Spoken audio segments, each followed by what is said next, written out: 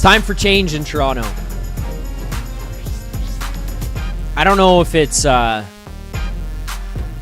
starting with the GM, the coach, the entire staff. I don't know if it's you want to go and start to look at bottom six guys or trying to bring up young kids, or if it's as extreme as looking at Nylander and Riley and Tavares and Matthews. But no matter what, after this one here, it's time for change. It is time for change for this Toronto Maple Leafs team tonight. I can't imagine that change comes before you get to the game tomorrow against the Dallas Stars, unfortunately. And even if change did come for this Maple Leafs team, I can't imagine that it would change anything for tomorrow night's game. But it's time to make changes. It is time to make changes. Like, we've talked about this over the last little while, and there's a lot of people who want to seem to find ways to point fingers at each individual thing, and I talked about it in the game preview earlier today, and I'm going to stand by that here. You could probably point fingers at Brad Treliving for construction and who's being brought into this team, and the guys that he offered up to Craig Berube to deploy. Then you could point fingers at Craig Berube for the system that they're playing, for the style of hockey that they play. And that's all fair. And then there's also the finger that you can point at the players who seem uninterested in playing any type of style other than the one they want to play, which quite frankly is pretty pathetic. You're professional hockey players. You may not like it, you may not love it, but the way you wanted to play got you nowhere. It's time for something to change here now. It's time for a new approach. It's time for new voices. It's time for a new look, a new construction, a new outlook. But this team is not good, as they are. And to sit here and suggest that the answer is in the room, as Brad Treliving did about 15 to 20 games ago or whatever it was now, as we've now played 34 games through the regular season, what he told us when he went up on the podium and took the stand and said, the answer's in the room, you know, the players could play better, we could do all these things differently, we're not going to change stuff in terms of personnel. It's time for that to be thrown out the window. It's time for this team to look at every single option. If Brad Treliving isn't sending a text into that GM's group chat tonight and saying, give me your calls, tell me what players, and give me your best offer, then I don't know what the fuck we're doing. This is a utter disgrace of a hockey team all the way through. Every single person in this should be ashamed of the way that things are going right now for the Toronto Maple Leafs. Ashamed. And you're watching William Nylander try to break the puck in, go 1-on-5 at the end of the fucking game, down a goal, giving up the empty netter. It's much like what we saw the other day against the Chicago Blackhawks on the shorthanded goal that they gave up there. No lessons learned on that one. No accountability there. You'd think, hey, maybe twice in the same week, I shouldn't try the same chintzy bullshit. Nope. Doesn't get through. Doesn't get through. You'd think 34 games into the season, Craig Berube might look around and say, well, these guys have zero interest in going and retrieving pucks after we dump it in the zone. After we do the long stretch pass to the opposing blue line, we put our sticks down and ramp it into the offensive zone and pray to fucking God that somebody on the other side is going to go get it. You'd think that at this point, somebody there would say, hey, Craig, maybe let's ditch that. Maybe let's just try something else. Whatever it is you want to do in the neutral zone, the defensive zone, sure, let's keep doing that. But hey, maybe keeping the puck might be a good fucking idea. Maybe that's a good way for you to score goals. to outpossess the other team, to outchance the other team, to generate more offensive opportunities. Nope. 34 games in, sticking to what we're doing. Everybody in this organization seems to just be the most stuck up in their way of all time. I don't understand how we can get to this point, and it's extremely frustrating because right now it's Berube and it's Tree Living that we're looking at who are here doing this, but it's been everybody all the way through the tenure of this team. William Nylander, I'm not going to come unless I get this money. Sure, you're entitled to fight for the contract that you want. That's fair. GM gives into it. Mitch Marner threatened to go to Switzerland. GM gives into it. Auston Matthews wants a 4 or 5 year deal. GM gives into it. We don't like this coach anymore. Give into it. President, GM, we're not going to trade these players. We're going to keep things the way they are. We're not going to get rid of these guys because we believe in them. They want to stay together. They want to play together. Okay, you play together. Run you right through to your no moves and no trades, and you can't do anything.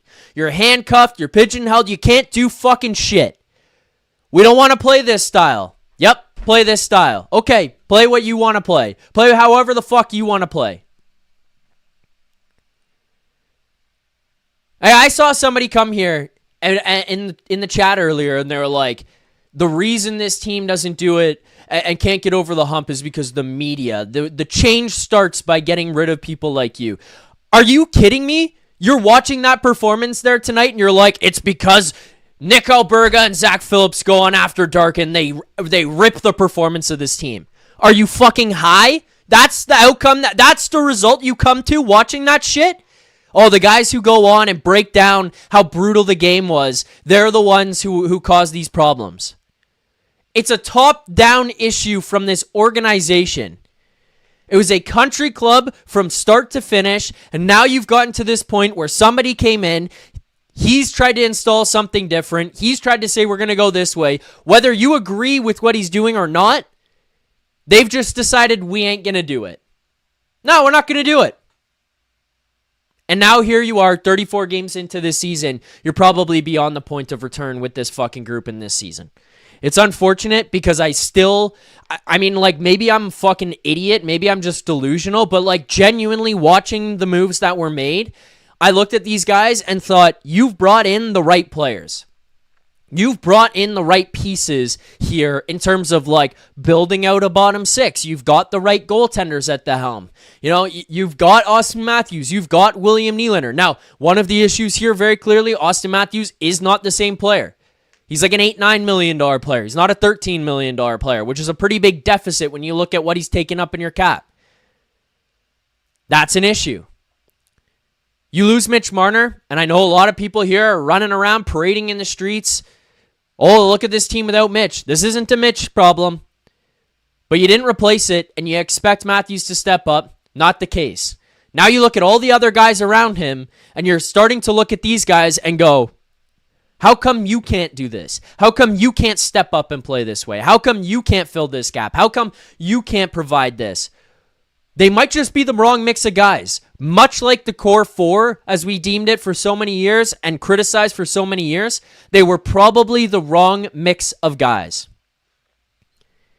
It's probably been the wrong mix of guys the entire time.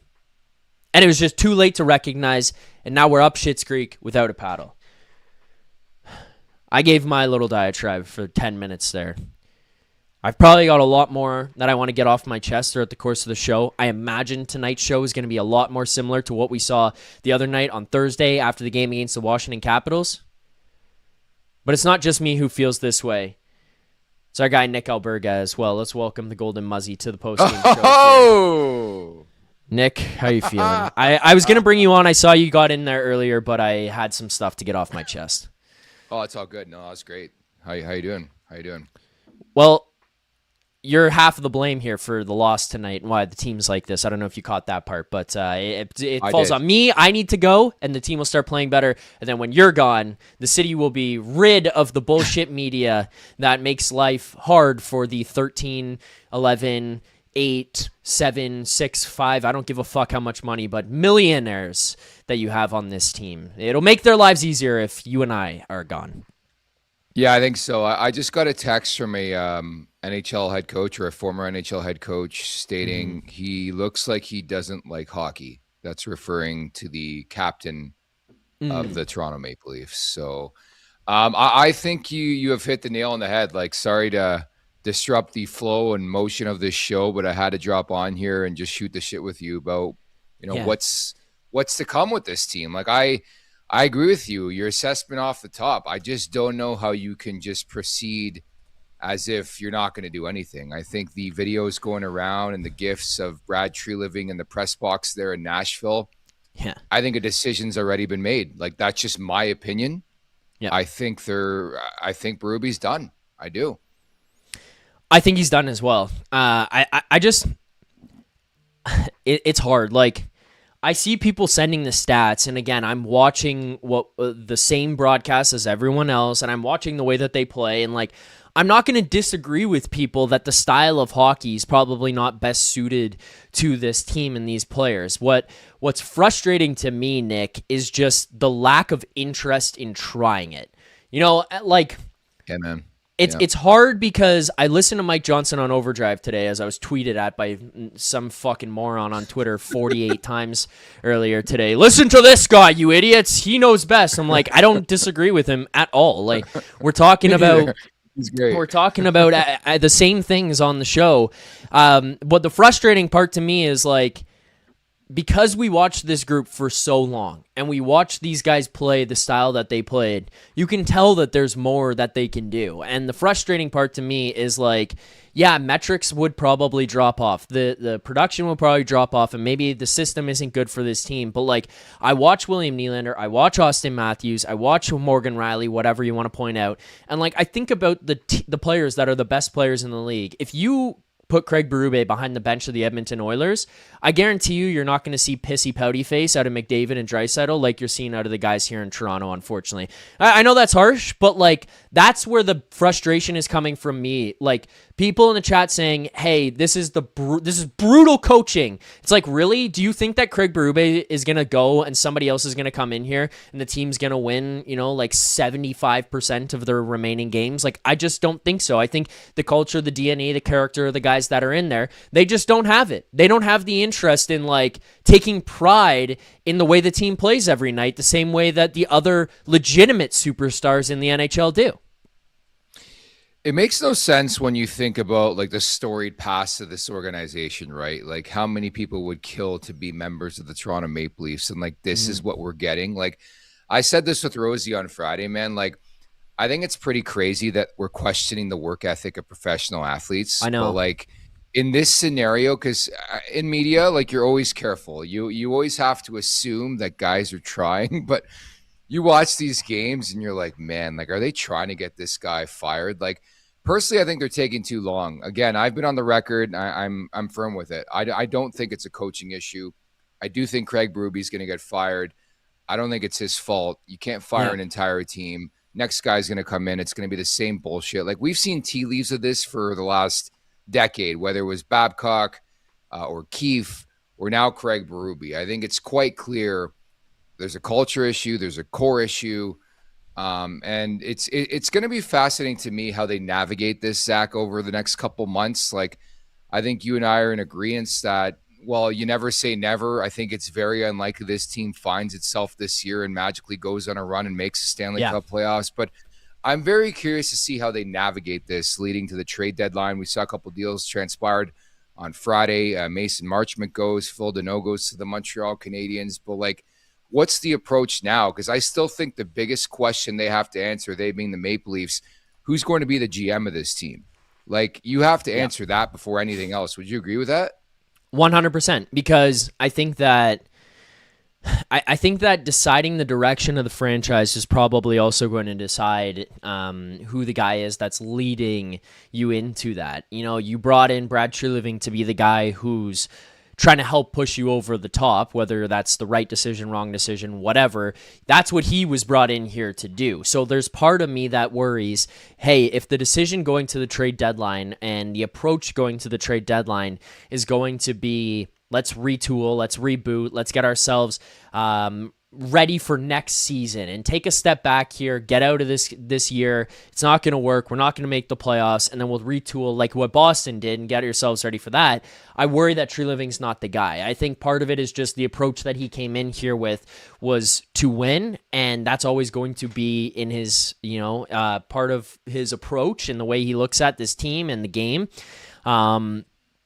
I think that's part of what's going on with the coaching situation, why it lasted this long. I think he believes, I don't know if you disagree with this, I think he believes so strongly that Craig Berube was the guy who was going to lead this. That's why he came out and advocated for Craig Berube and held on to it, which, again, to that point, makes me feel like you probably don't want him at the head of this if you're going to go into a different direction. And I mean, look, this is no disrespect to Brad Treliving as well on top, Nick, but the other thing that worries me about this is I don't want him trading to save his job. I don't want to see trades of Ben Danford to get Rasmus Anderson because you think that he's going to turn this thing around and like, we're sticking with Craig Berube, we're going this direction. That's the stuff that worries me here as well. It's a disgusting, sickening spot to be in right now as a Leafs fan, to be honest with you.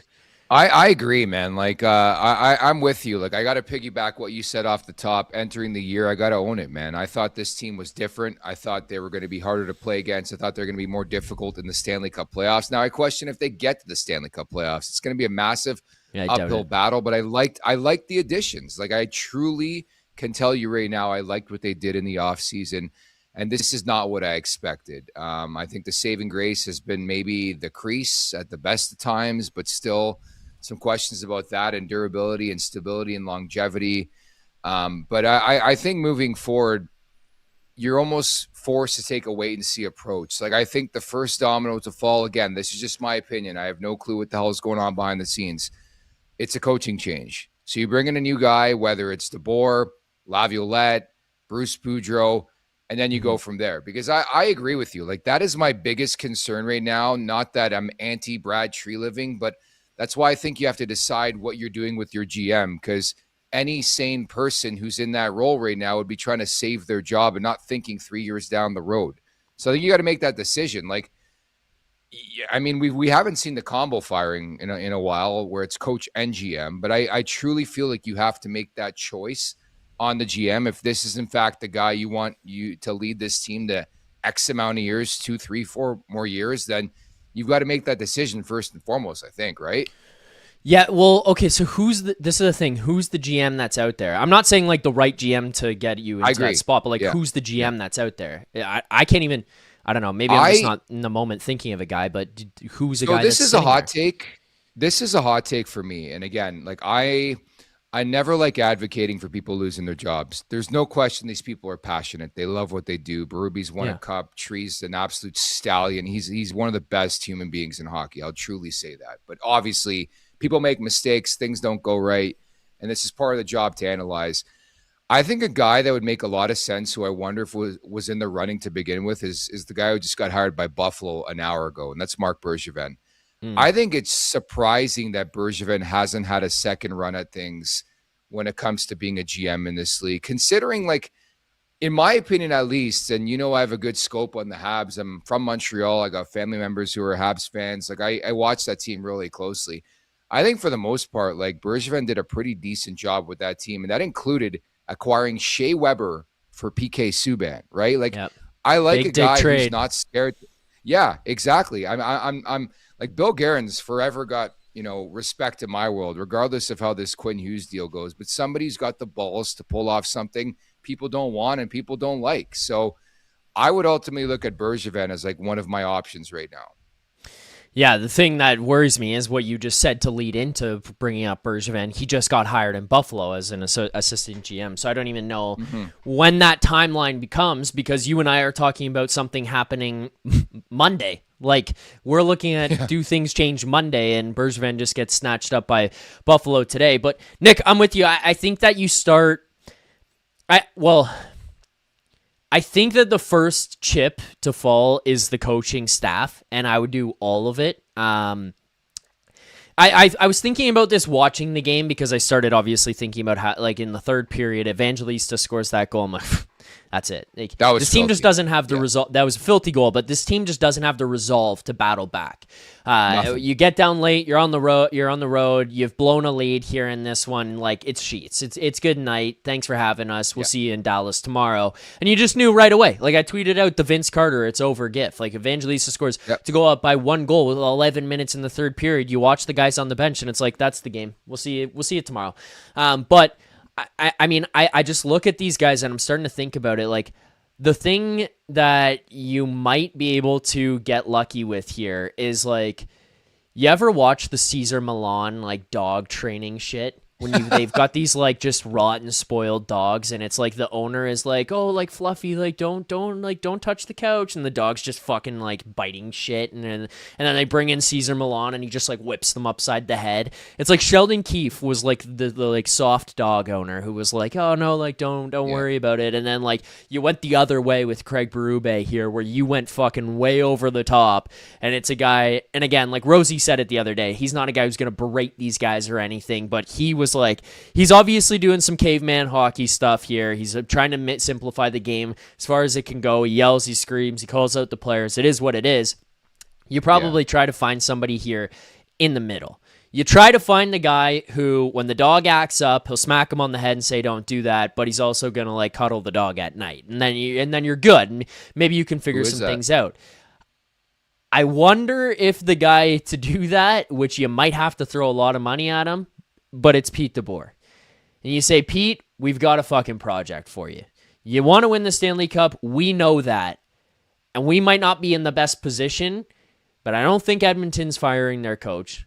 I don't think that Dallas or you're not getting your call back there. You're not going to Minnesota and taking over for John Hines this season. And those are the only teams that are really in a clear position to do so. I don't think there's any other teams around the league right now, Nick, that I would really look at and be like, that's a team that could do it and is a Pete DeBoer firing their current coach away from getting them over the top. So if I'm the Leafs, I'm calling Pete DeBoer and being like, how much money? Like, our MLSE, are you serious about wanting to win? Because Keith Pelly came in and said, we have one objective. It's to win the Stanley Cup. If you're going the direction you are right now,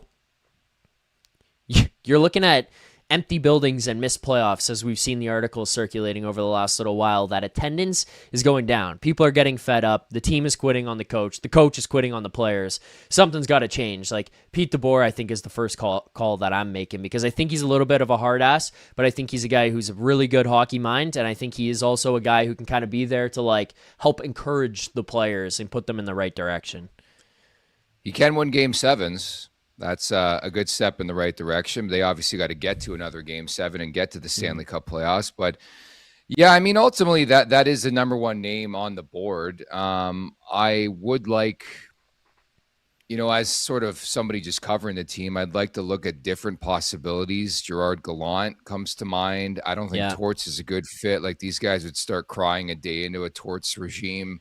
Oh, you think Berube's bad? Like, and I'm not talking about system. Exactly. I'm not saying you personally. I know you don't. But, like, people in the chat think Berube's bad, and I'm not talking about systems. Tort's obviously a very good coach when it comes to that stuff. But you think, like, the yelling and screaming with Berube is bad? Wait until these guys are dealing with that, and they've got their agents on the line calling and saying, "Get this guy out of here and give me my minutes." Like, it's just way too entitled. It's way too entitled. That would never work. It would be fucking hilarious to watch, though.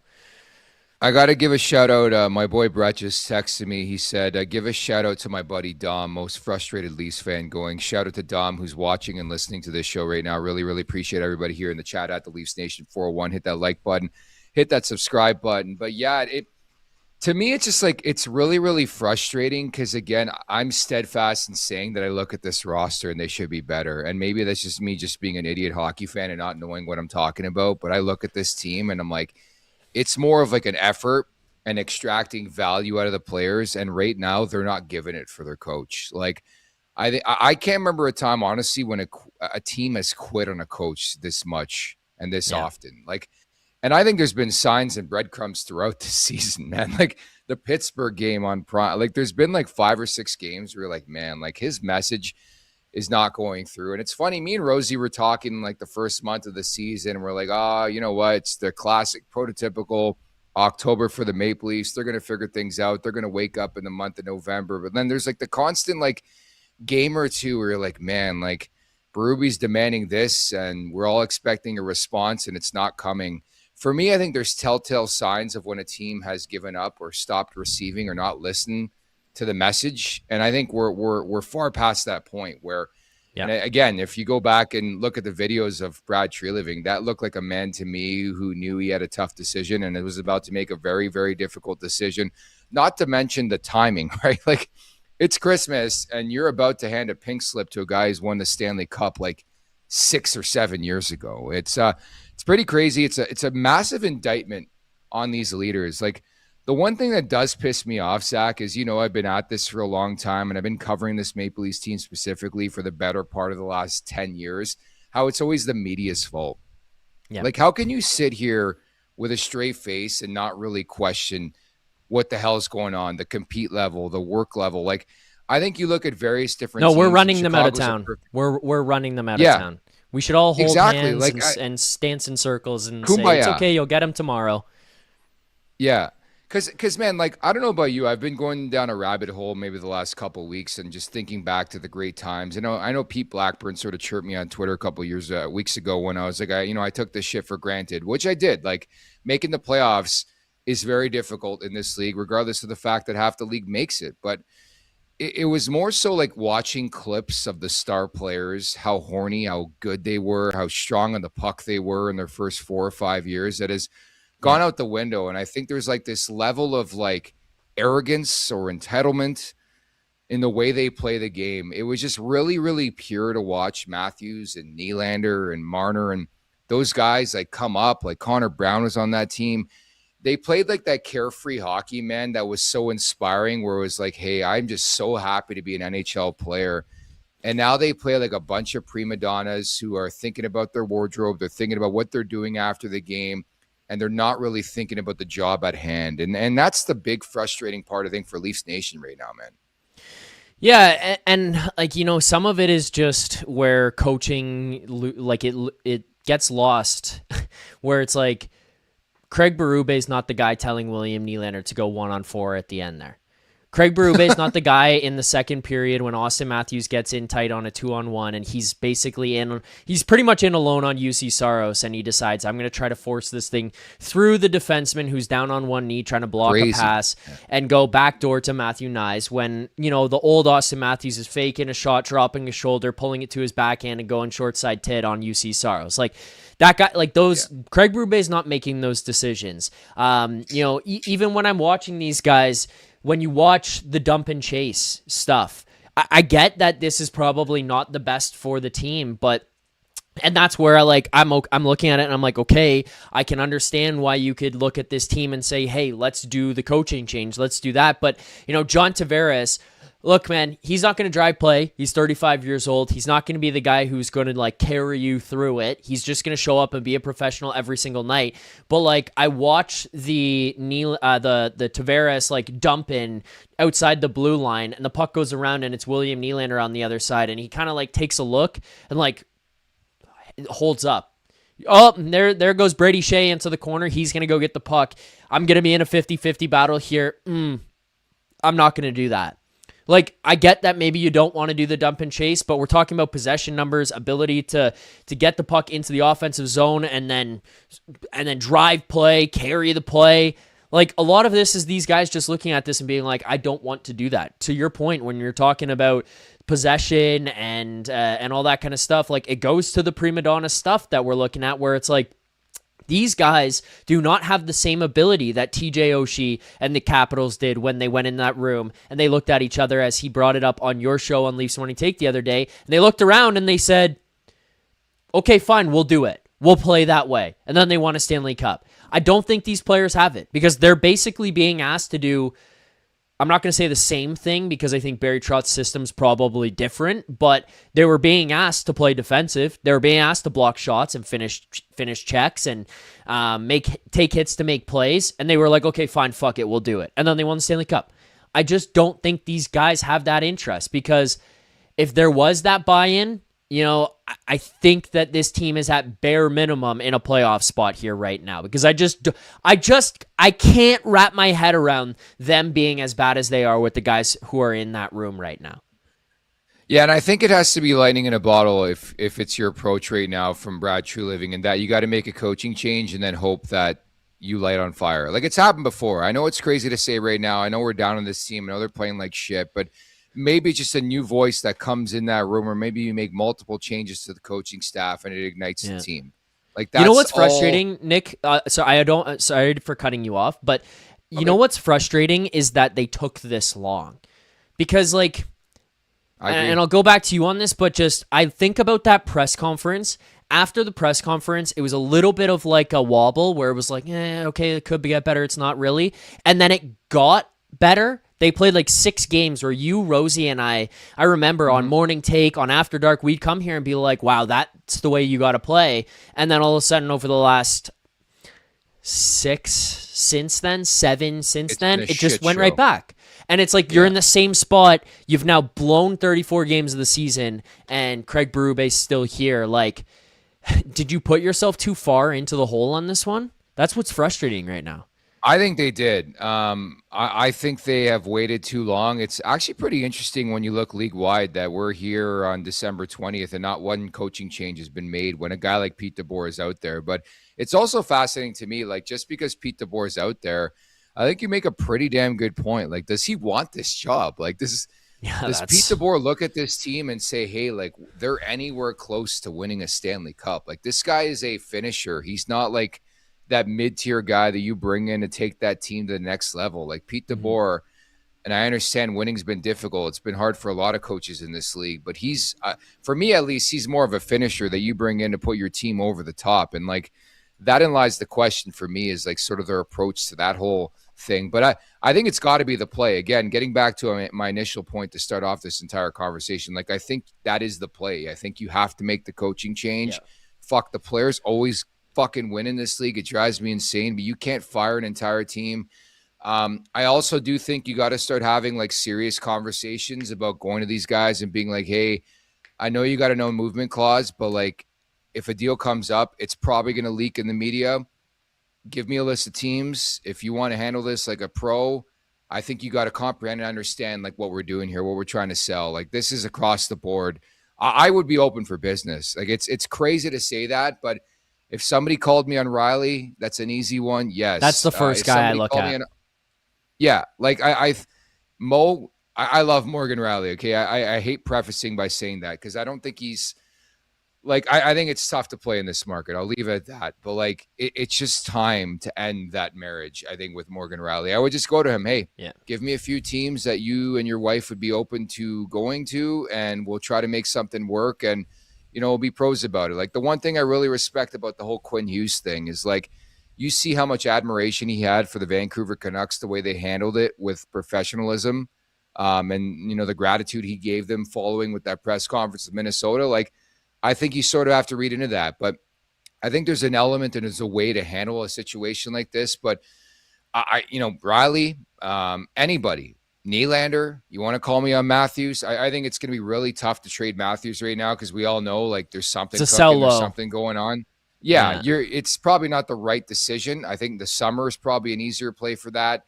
Nylander, I think you're probably getting pretty damn good value on Nylander right now, but we're at a point, and it's crazy to say, but we're 35 games into this thing or whatever it is, and I think you have to be open to everything. Like we sort of laugh and goof at, you know, these memos that go league wide, but I think we're at that point where, for me, dude, it's crystal clear. Like this is a fucking decade, and it's not like Auston Matthews is 23 anymore. He's 28. Like how often did we have that convo for a good chunk of that decade where like, let's just wait, you know, Stamkos 30.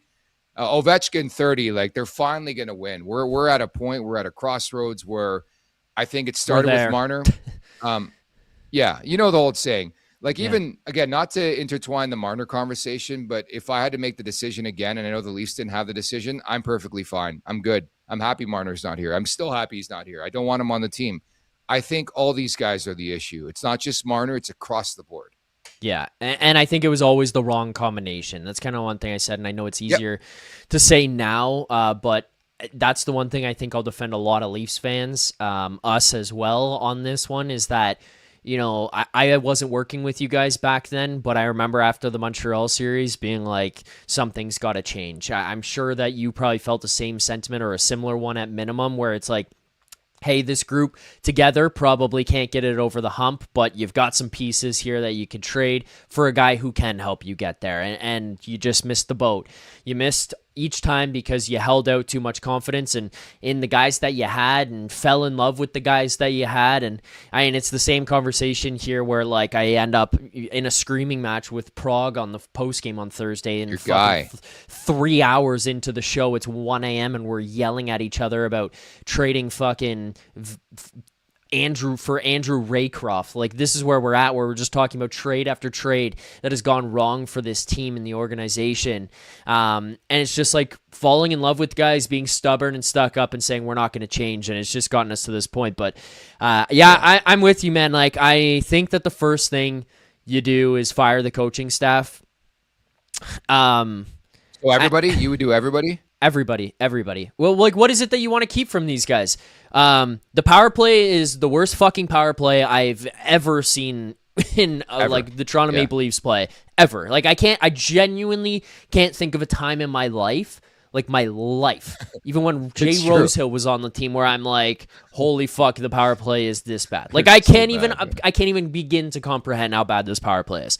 The second part would be, they can't possess the puck in the offensive zone. Now, this is where people like get a little bit. This is where we lose people on this one. They don't really get like coached in the offensive zone. Let's just be clear on that one. Like, you get into the offensive zone, for the most part, you're just doing whatever the fuck it is that you want to do. Obviously, you work on cycle game. You can work on going low to high, and you could work on, some of your positioning. But like, if they're not doing plays, is more so what I'm getting at in the offensive zone. It's maybe some face-off stuff, but they're bad in the offensive zone. Okay, now let's go even further back down the ice. They can't transition through the neutral zone. So, I don't know. You want to blame Berube? You want to blame the defensive coach who's getting the puck up the ice? You want to blame the forwards coach? You want to blame the special teams guys? I don't give a fuck. Okay, now, Nick, let's go to the back end. Would you say they've been very good in their own zone? I wouldn't. I think they're pretty atrocious in their own zone right now. So what is there about any of these guys to look at and be like, well, that guy's doing a pretty good job right now? And again, I'm not saying that they're not working hard and they're not trying and they're not going in there every single day trying to find solutions. But, even Berube, he kind of tipped his cap the other day when he said that after the game against Washington, when he said, go ask those guys. That was him basically telling us, I have done everything. That's the white flag. That's the white flag. I'm done. That's nothing left for me to do here. If they don't show up on Saturday night, that's it. Like, that's why I'm 100% with you on this one. This is it. Yeah. He told us on Thursday, I've done everything I can. I don't know why this is happening. They showed up and started the game well here tonight, I thought. Like, they score in the first minute and a half. Sure. They looked decent when it came to, like, getting the puck into the offensive zone. And then, like, 5 minutes into the game, it was like, let's get out of here. I don't know. Let's go hit Broadway tonight. I don't know if we're flying to Dallas or in the morning or whatever, but let's get the fuck out of here. Don't want to do this anymore. And from that point on, game went to shit. And Berube and co are probably looking at this being like, what now? Like, what mode? Yeah. I can't kick more garbage cans. I can't hold more hands. I can't tap you on the back and say, it's okay, buddy, get him next time anymore. Like, they're looking at this being like, we've exhausted our options. And I think it goes for every single one of them. Like, I'm not trying to say, hey, I want that guy to lose his job. That's not the point I'm trying to get across here. But I just don't know what these guys in that room right now have done to suggest that they should be here by Monday. And again, I'm saying Monday, and I know they have a game tomorrow, but I'm saying Monday because really, what are you going to do? You're going to fire everybody before tomorrow? Like, that's where I'm like, I don't think that you go into Dallas without a coaching staff. Yeah, my call is that they make the move after Christmas. Just again, my opinion. Let's do a bit of a reset here at the Leafs Nation 401. Hit that like button, hit that subscribe button. Maybe respond in the chat or send us a super chat and support us sick kids. What do you want to see done from this Maple Leafs squad? I think that's a big time question right now. And is this season worth saving? I think is another question right now. Because, hey, make some trades to get into a playoff spot. Like, you're going to get fucking destroyed, I think, if you even get to the playoffs when you look at this team right now. Well, also, Nick, throw this out there, too. Yeah. By the way, when you call those GMs or when they call you, they know you're desperate. That's the other factor. Nobody's going to give you a good offer right now for, say, like an Auston Matthews. I think that's more of a summer program, if you catch my drift. Yeah. It's a lot of heavy lifting, I think, when you look at this team right now. And I think that's the first active move to be done here is like the head coach. And then you sort of decide and decipher from there. I'm just more so curious, like what they do with Savard and Newsy and Van Ryan. But again, I think the bigger question will be the GM, but it's still crazy and sickening, man, that we're sitting here, 35 games in, and it's like how and like what has happened to get to this level. But I do think the elephant in the room, quite frankly, because he's making $13.25 million is the captain. I mean, I'm not, by any respect, I'm not letting anybody off the hook here. I think everybody is definitely to blame for this fucking shit show of a team. Like, the worst part about this, dude, they're unwatchable. I'm actually counting down the games until this season's done. Like, you know me, I'm pretty exuberant, excited to watch Leafs games. It's hard, man. Like, Thursday, be honest, I watched one period tonight because I think something's coming. I watched this game just for a response.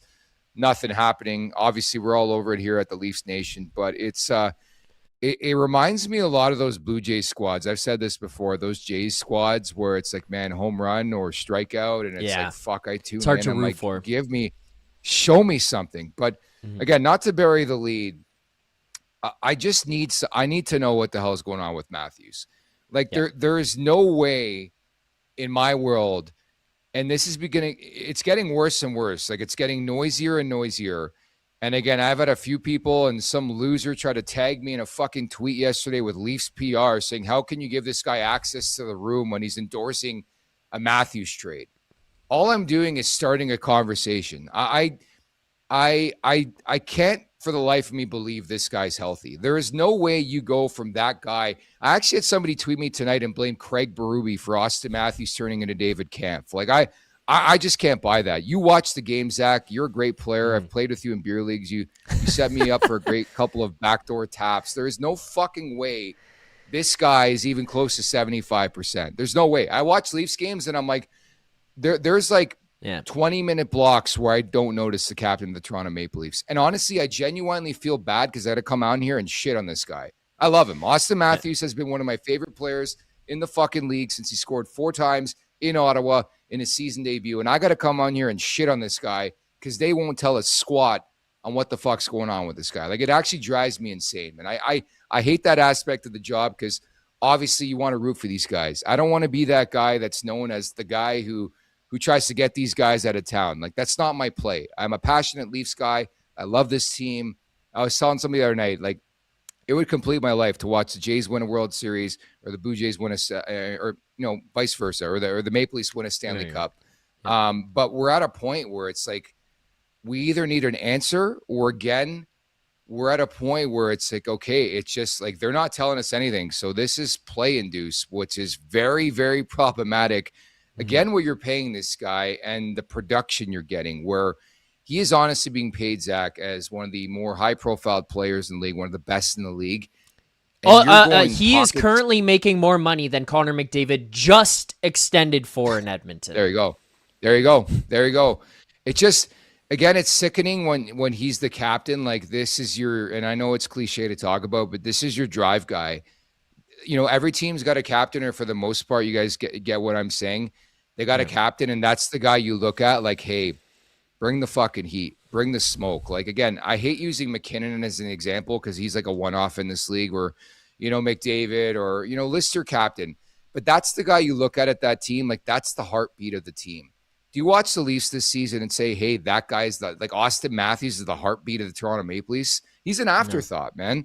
And I hate the fact that people come at us on social media. And I understand, I take a lot of pride in what we do on a daily basis. They take shots at us and say we're running this guy out of town. You can't sit there with a serious face and suggest, like, it's What's the alternative? I just sit back and turn a blind eye to this guy being David Kampf. Like I can't We're just do supposed that to either. pretend it's not happening. Yeah. Exactly. Sorry. Yeah. Yeah. No, that's all I got. I'm Like I honestly think it's wild, and you're always gonna have these people, and I understand it's social media. Like I take it with a grain of salt. I get it, and they're gonna try to stir the pot, but I don't know what the proper approach to like watching Auston Matthews is. Given again the caveat, they won't tell us anything. All we know is that he was banged up earlier this season. He has come back. He's played 15 games or whatever. So I'm going on the basis this guy's healthy. But I watched the games. And I saw Ryan O'Reilly, former Maple Leaf, by the way, fucking steamroll his way through this team tonight. And there was no answer. There was zero answer. And the matchup game, that's been a favor throughout this season on home ice. Like I saw them play Chicago without Bedard, and it's Frank Nazar, the matchup. Like I'm not buying that. You can't tell me a statistic or an analytical note that will make me feel otherwise. Like there's something going on with the captain of the Toronto Maple Leafs, and I won't take anything else about it. No, Nick, I got a bunch of stuff I want to kind of add on to the point, and I want to continue to get into this conversation because I think this is a good one here right now. But just want to remind people, we've got about 1,300 people watching the post-game show here right now. If you haven't already, subscribe here, Leafs Nation 401 right here on YouTube, whether it's post-game shows going live immediately after the game like this one here for another edition of Leafs Nation After Dark, breaking down Game 34, Toronto Maple Leafs against the Nashville Predators, or if it's Leafs Morning Take with Nick Alberga and Jay Rosehill, Monday to Friday, 11 a.m. Eastern Time.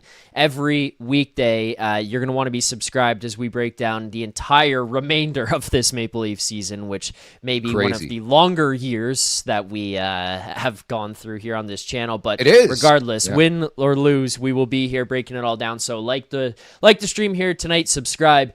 Nick, there's some housekeeping stuff. I know this is a little bit on the lighter side, and I know you've got yours with you. So we had 150 likes here so far. On the stream the other day, we hit 500 likes on the post game, which meant I had to do smelling salts 10 times. If you're new, just so you know, if you like the stream, every set of 50, 100, 150, 200, we will do the smelling salts. So right now, I owe the chat 3 sets of smelling salts, but let me get the first one with you and Nick getting his in. Yeah, I'll say like it's a really quality pre-drink. You know, I got on Rosie a couple of years ago for, he had the viral clip, 100,000 views about Marner being too weak to lift the Stanley Cup. But this is a hell of a pre-drink as we get set for our endeavors here, prior to the holiday season on King Street West, both of us. Like, This is not water that I'm drinking, folks. It's a quality mixture that I've got concocted here. But I decided just to sabotage the show and jump on because I think it's a really important time. Like I think the big key to what we do is like engaging with our listeners. And I do feel like obviously we're a bunch of meatheads, but I do think we have that connection and we do feel like the pain. We understand 100%. What people are feeling when it comes to this team. So please continue to get those super chats in, right? Yeah, keep sending the super chats, and that's a good time here, Nick, to probably go to some. And I kind of want to continue to give my thoughts on some things here as well about the Matthews situation as Nick continues to fire off the smelling salts. But proceeds from our super chats do go to Sick Kids Charity, #1 research-intensive children's hospital in Canada, #3 in North America. On the show on Thursday night, Nick, $1,200, I believe, was the final total that we had donated and raised to Sick Kids. So that's just amazing stuff by you guys in the chat. But let me read this one for you. Lee Deneau says, maybe the new coach needs to buy 34 some new purses and earrings for Christmas. Maybe that is the secret. There's more to get to, but I want to continue on the Matthews conversation just quickly. I think that the lack of transparency is a significant portion of the problem here where the fan base is having this. And it frustrates me because people continue to come to the post game in the chat or just writing comments or tweeting or whatever. And like, I don't know, you know me, like most of the stuff here, like I just don't take it personally. It's pretty funny. I'm pretty willing to go and fight with people or hear what people have to say. But the one thing that is just driving me nuts is the concept of the media running the guy out of town. The media ran Marner out of town. The media is running Matthews out of town. We're coming on here and giving our opinions on this, and it's like 99% of the fan base feels the same way about most of the stuff. And coming back to the Matthews conversation on it is, if they do not tell us that the guy is playing injured, the only thing that we can continue to do is criticize the way he's playing, unfortunately. Like, I'm not the type of person. You aren't the type of person. Rosie's not. I think most shows that you're going to watch in the market, no matter what you think of people here, are not going to approach it this way, where it's like, oh, it's okay, Auston. Like, I know you're not the player you once were, buddy, but we still love you. Like, nobody's doing that shit here. It's just reality. Like, you're not doing that. You make $13.25 million. You wear the C for the Toronto Maple Leafs. The team hasn't won the Stanley Cup since 1967. Well documented. And then, you're looking at this group and being like, you've been together for 10 years, and the most you've come up with is 2 playoff series wins. Two playoff series wins in now year 10 of this group. You need 2 playoff series wins to get to the Eastern Conference Finals. And at that point, you still got 1 more to go before you can even get to the Stanley Cup. And I know I'm just breaking down how the Stanley Cup playoffs work to people, but my point, Nick, is that you haven't even won enough cumulative playoff rounds to get to the Cup Final in 9 years. So for us to be frustrated, they're close. For us to be frustrated, I think, is a valid thing.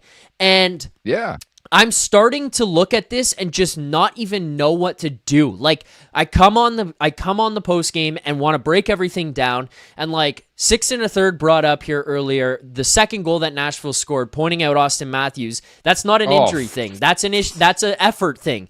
I 100%. Like, I 1,000,000,000% agree with that sentiment. But then it's like, I watched the play that I brought up to you earlier where he tries to make the backhand pass instead of shooting it. And then I'm like, yeah. Like, did the fucking Monstars come into your room at night over the summer after you scored 70 and took away your powers? Or are you injured? So it's like, some of it is injury, some of it is probably coaching. Like, it's like, Nick, the combination of shit going on, because people want to say Mitch Marner is the problem, like him being gone is the problem. Auston Matthews scored 35 goals last year with Mitch Marner. So being here and not being here, same shit. Craig Berube, obviously the common denominator between 70 goals and 35 and what he's doing right now. But like, I have never in my history of watching hockey seen a coach take a player single-handedly and just like turn them into this. Like, if you're watching the guy and this is the other thing too, Nick, if he was a dominant force defensively, if he was like Alex Barkov defensively and just couldn't score goals right now, I think most people in Leafs Nation would at least look at it and be like, Craig Berube is sucking the offense out of him. And I would bow my knee to that argument and say, you're right. The offense is gone. He's at least the dominant player. He's at least playing that way defensively. He's not. I test underlying numbers. It all tells you not very good defensively right now, not very good in transition, not good at possessing the puck. The shot's not there. The bursts aren't there. The speed's not there. It's like everything involved. And yet, because they are hiding this from us, and I'm not saying they need to tell us like the exact vertebrae and issue Auston Matthews has, but if they came out and they were like, Auston Matthews is dealing with an injury, there's going to be like this, this is what it makes no sense, but it does, is like, there's going to be a sigh of relief from the fan base, Nick, because people are going to be like, thank God there's an explanation for what happened to my $13.25 million captain. Because right now, the only explanation is the guy just can't play the same way anymore. He's still a really good player, but he ain't a $13.25 million player. That's the reality. You see those clips of Milan Lucic playing in the AHL this year? That's Auston Matthews right now. I love Milan. Awesome dude. We had him on Morning Take a couple years ago, and I respect his story and his career continuing here. But that's very, very problematic. I will say, somebody called me a fence sitter in the chat. I think there's the one thing that you can't call my career in broadcast. I would say no. A fence sitter. So really appreciate that. But yeah, like that's it. It's funny, if you had to make a checklist of like shit that is concerning right now, I don't know about you, but like number one's the captain for me. Like, this is your everything. Like, I don't think this team goes anywhere without Auston Matthews, regardless of who's on this roster, whether it's Mitch Marner or Nylander or Tavares or Woll or a healthy Stolarz. if you don't have your captain right, it doesn't, like, nothing else matters. Do you think that's fair to have it that way? Like, if you had a checklist, Zach, of like shit that you are concerned about, what would be number one?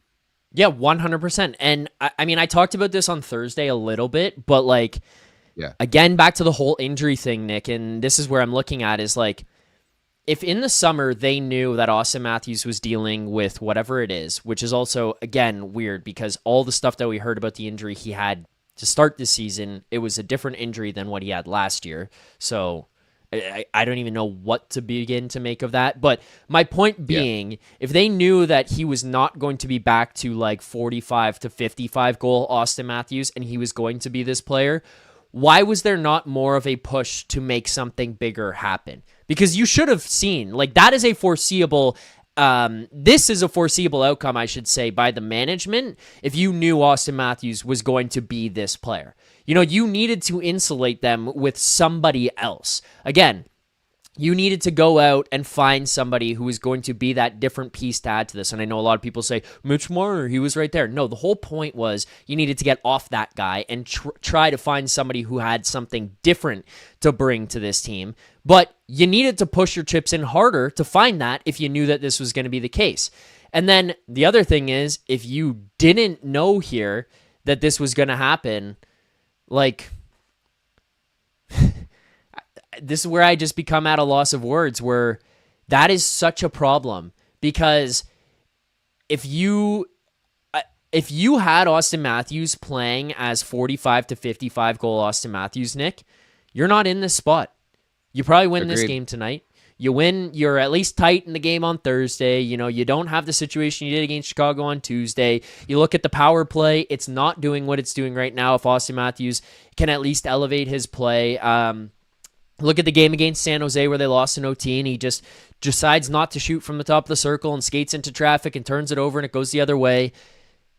Nick, these are all things that don't happen if he's the player that he was, not even 2 years ago when he scored 69, but the year before that when he scored 60, or the years before that where he's scoring 45 to 55. Like, that is what you're looking at. He's an entirely different player and he changes the outlook of your team. And if he's not that, you're up shit's creek without a paddle with this group. So the same guy who called me a fence sitter says, Nick, I like what they did in the offseason, Alberga. I've owned it, Mr. Thermistor 7228. I've owned it. I like what the team did in the offseason. They haven't played up to snuff. I mean, there's no question about that. Yeah. But I think, Zach, like, the thing that is the most concerning part aside from Matthews is like who's making the mistakes that are leading to the breakdowns. And it's not typically like the Lorenzes or the Domies or like the Waz. It's like Nylander trying to attack 1-on-5. It's like the Matthew guys. Go back and watch that second goal for Nashville. Like, what the hell was Matthews doing? Like, again, I don't. Who the hell knows? I hate that I have to preface that with that guy specifically. I don't think he took a stride on that shift in the D zone and gave it up. Didn't chase after it.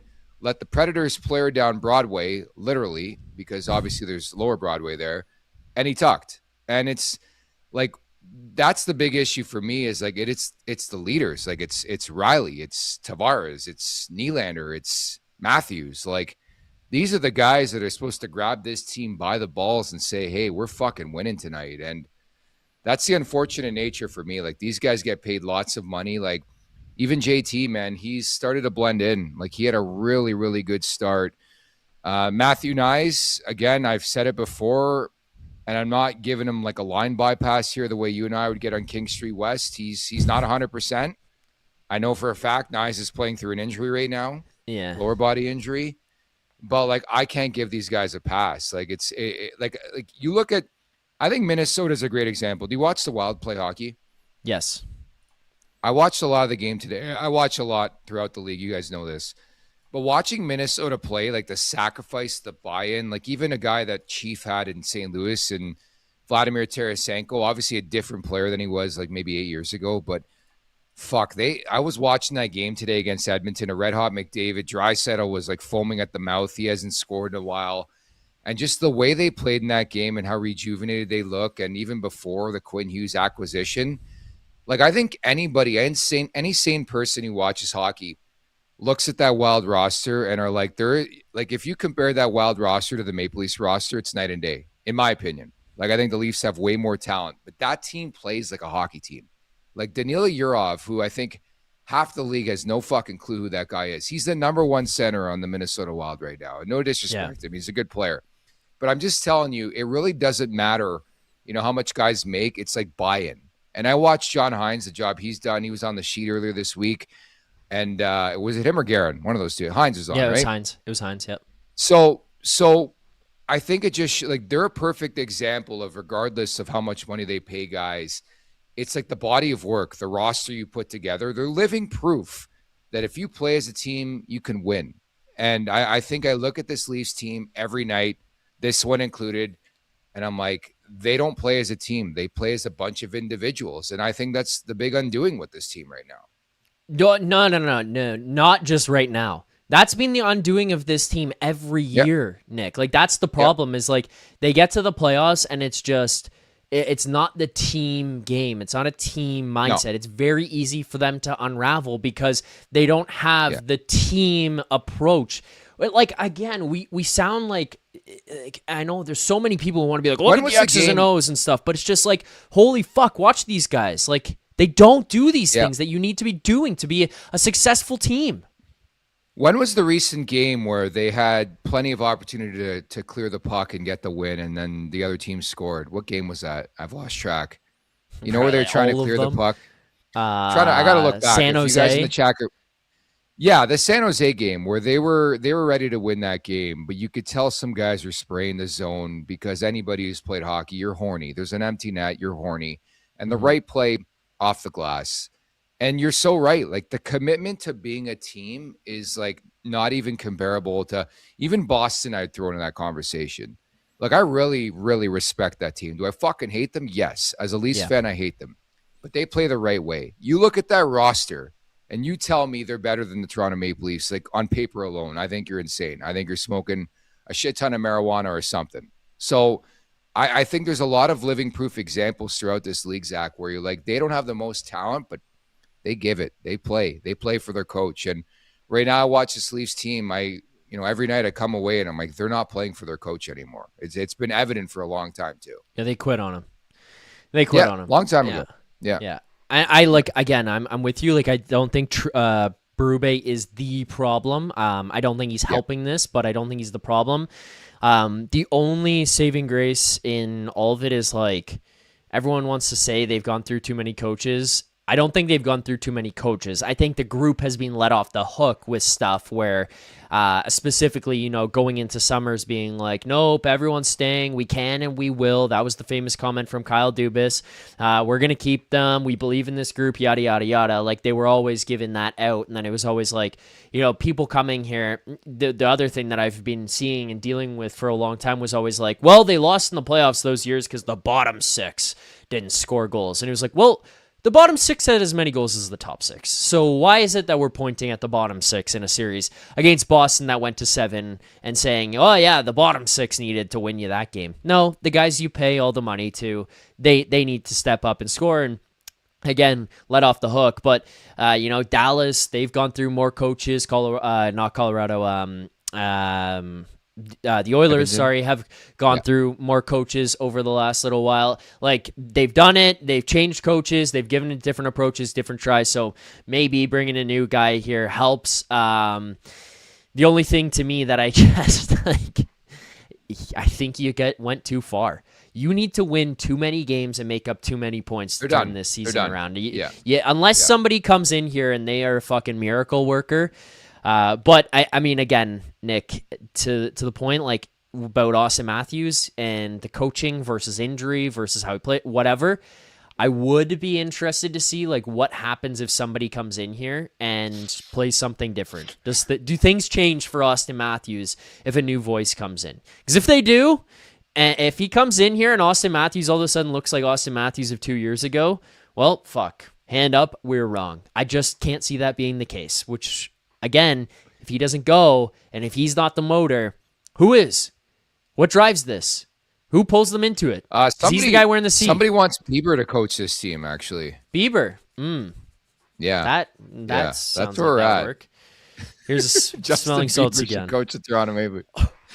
I love it. Zach's on a roll here, guys. At the Leafs Nation 401, hit that like button, hit that subscribe button. I'm gonna head out. I'm getting some grief from my buddies. I'm like, sorry. Like, I had to go on and just vent. You know, when you're having those games and you do a great job of this, you come on and just give your opinion. I had to come on. A lot of conversation in the chat over what I'm drinking. It's bubbly. No, I can't even promote them. It's no, it's. What do you guys think I drink? Just put it in the chat. What do you think Nick is drinking? What do you think I'm drinking, Zach? I think you have. You know me. Yeah, you got a vodka soda, something going on there, yeah? It's a seltzer. That's my go-to. So if you guys see me in the wild, and I will say that's a really cool thing about this job. I was even at one of my favorite institutions last weekend, Two Cats, great spot. And you know, people know. Like, I think if you come see us, you know, say hi to us. I think that's, you know, the cool aspect of this gig, man, is like sort of giving back and, you know, being one with everybody. I think it's tough to like I don't know. It's like so difficult to handle these type of times where the expectations at coming into the season was like this team being a perennial contender. Yeah. Somebody wrote in the chat 0% Heineken. Yeah, it's exactly what I'm drinking. A lot of people think I'm drinking straight vodka too, which is like, I don't know if that's an indictment on me. You lunatics think I'm drinking straight vods here, but no, that's a comment on the team and what we just watched, I think. Yeah, man.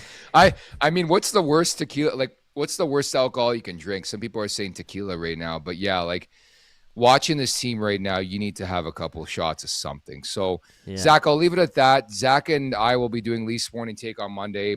Looking forward to that. I've reached out to Dave Pagnotta, NHL Insiders. Yeah, I'm going to do tonight, tomorrow, and then Monday morning with you. Yeah. There's a lot coming. There's a lot coming your way, guys. So, yeah, it'll be me and Zach on Monday. Dave Pagnotta will drop by.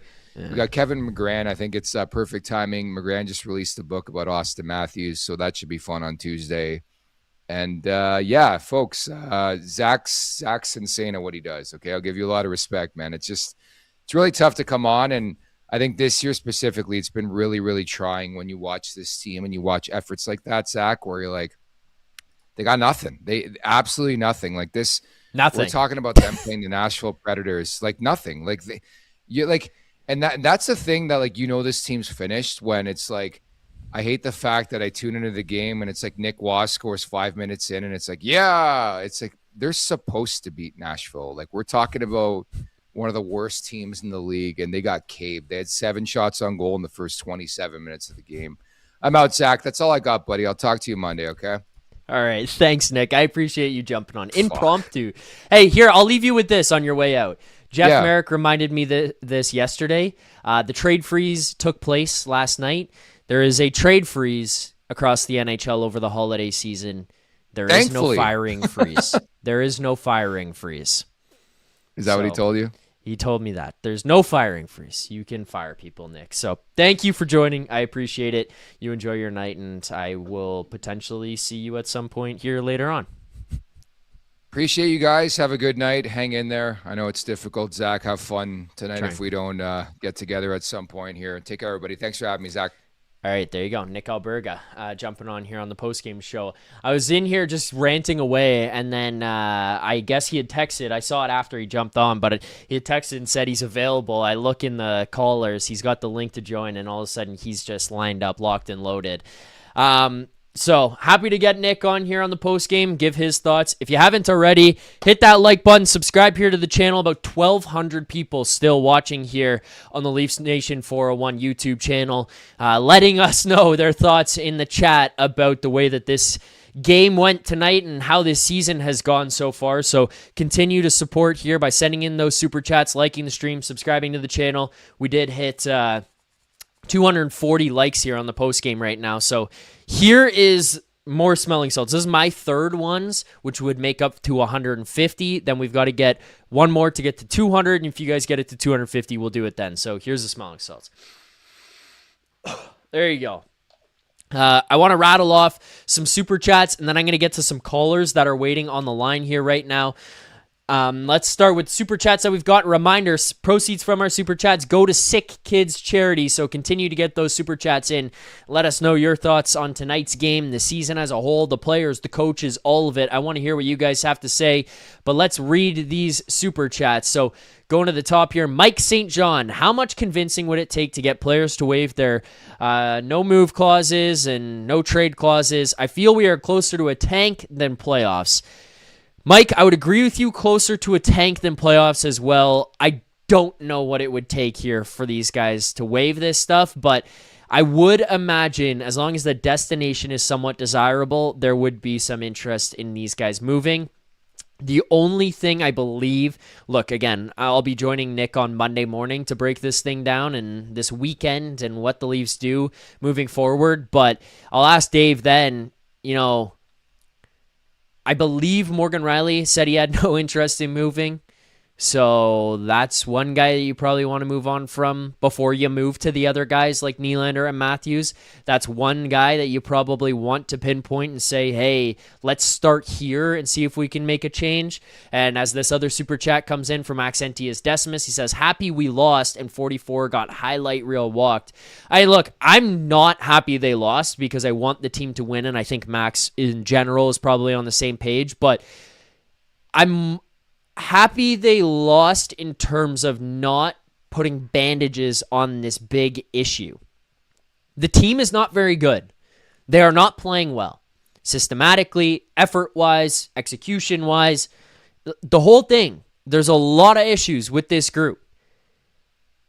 If you just win this one here tonight, it's like Brad Treliving and Keith Pelly and the coaching staff can go into tomorrow and be like, well, we got one out of this. We got 2 points out of this. Let's keep it moving forward. You almost need something drastic to happen here for these guys to look around and go, okay, something's got to change. It's time for things to move in a different direction, whether it's the coaches, if it's moving players, whatever it is that you want to do here. I don't want them to lose. It sucks watching this team lose. I love the Toronto Maple Leafs. I would do anything for the Toronto Maple Leafs to hoist the Stanley Cup. As I'm sure the 1,200 people watching here tonight are pretty much on the same page, other than the Leafs haters who are here to bask in this, in the post-game misery that's taken place. Outside of that, everybody here wants this team to succeed and do well. I think this team needs to make changes to win. I think they need to make changes to get in the right direction. But unfortunately, I just don't think that the manager is going to look at them and say, yeah, things need to change and shake up if they continue to keep winning games and getting points. So a loss here tonight, an embarrassing loss here to the Nashville Predators, a team that's at the bottom of the NHL, a team that has no business beating you. Obviously, anybody in the NHL can win, but in a game like this where it's supposed to be a get-right spot for the Toronto Maple Leafs, you go into one of these, you need to be coming in from the very beginning, balls to the wall, ready to fucking kick down that door and win this hockey game, and that wasn't here. You open up the scoring a minute and a half in, and you said sayonara after that. We're out. 7 shots on goal, tied it up, 7-7 were the shots there halfway through the first period, and then after that, thanks for having us, we're done. We're good. We're okay. We'll get out of here and we'll go to Dallas for tomorrow. Mike Fami with the super chat. Mike says, can I seriously ask what firing Berube solves? How many coaches need to be fired before we finally realize it's the players, not the coaching? Well, Mike, for the most part, I agree with you, but this one is the only bullet you can do right now because you are in season. You got to be realistic with what you are capable of doing in season.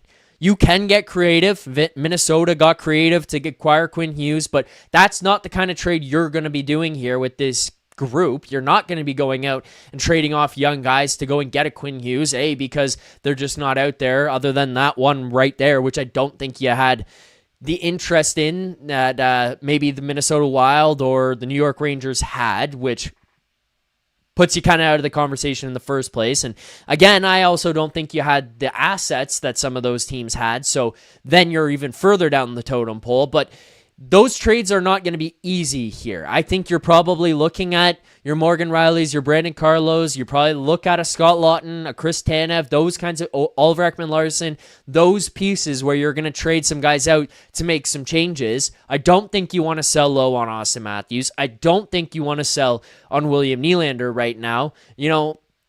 The approach should not necessarily be either going out and trading assets and young kids and picks and prospects to fix this, because I think there's a lot bigger issues at hand than just one guy, your Alex Tuch, your Rasmus Dahlin coming to this team to put things on the right track and heading in the right direction. So that's another thing. I think the easiest and the first bullet to go is Craig Berube and the coaching staff. And then I think once you go from there, then you can start to evaluate the rest of the roster. Bring in a fresh voice. Bring in new eyes. Get that guy's opinion. What are you seeing? What's going wrong here?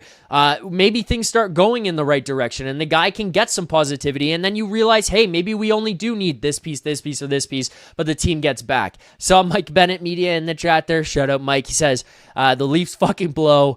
Right now, Mike, and I think most of the chat is agreeing with you. I'm agreeing with you here as well. But I think the easiest domino to fall is Craig Berube. And if that doesn't change anything, then you start knocking down the totem pole and looking at some of the other guys on this roster and deciding the direction that you want to go in. I guess I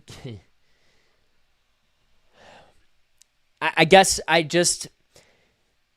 You're not right now in a middle ground is where I'm going to kind of go with this on that to close out that point. So you can afford to be in a gray area with a new coach where things are like up and down 500. You're shit, standings wise.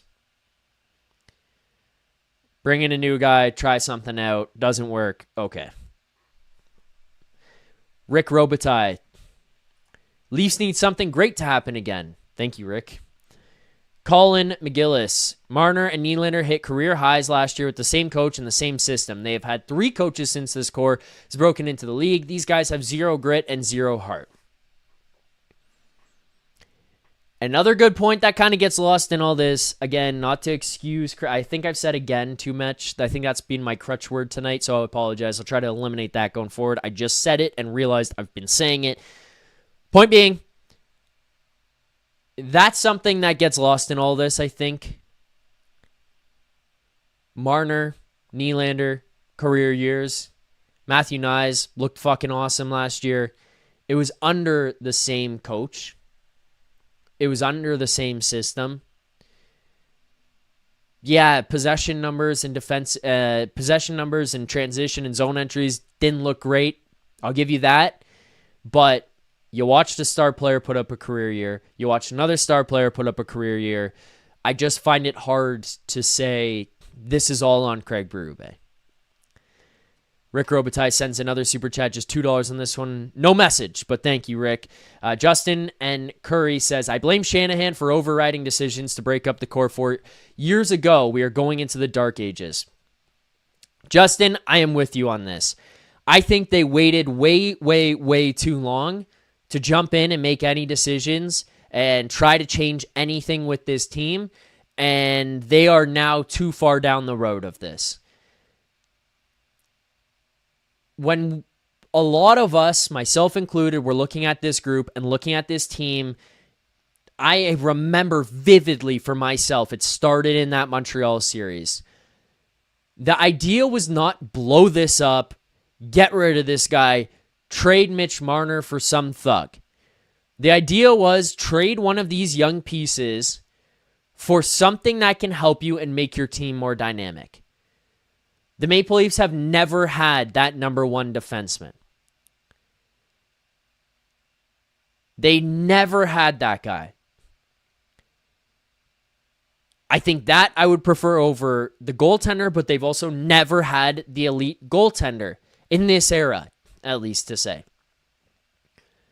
That was the point in time where you started to have to look around and make decisions about the direction or the orchestration and the construction of your team. What are we missing? Where do we need to change? How can we adapt? You had far too much of the same in that room. Matthews, Nylander, Marner, and even at that point, John Tavares were far too similar than they were different. And the management group and MLSE and the president, Brendan Shanahan, and Kyle Dubas and co. all looked around and said, yep, we believe in these guys. We're going to keep going. I appreciate having faith in your guys. Where they went wrong is, I think, looking at it, and I'm not trying to put words in their mouth, but from the outside looking in, it felt like they viewed it as giving up by trading one of those guys. And I think most of us in the fan base looked at it and said, this isn't giving up. This is trying something different. And they waited until year 9 when they got into a full handcuff situation with Mitch Marner, where he held the cards before they decided now's the time to trade the piece. Mikko Rantanen, you're available. We've got a guy that we can meet the needs of the Carolina Hurricanes. Mitch Marner, would you like to go to Carolina? No. Done. That's it. Who knows if Mikko Rantanen extends in Toronto? Who knows if he stays? Who knows if he's the guy who can push you over the top? But you waited too long, and you had no control of the situation to be able to move Mitch Marner. You waited way too long. You needed to start to change something up then, when William Nylander was still $6.9 million. When Auston Matthews was winning Rocket trophies, you kept those guys and changed and had to try to make something different happen with this team. And they chose not to, and it ended up here.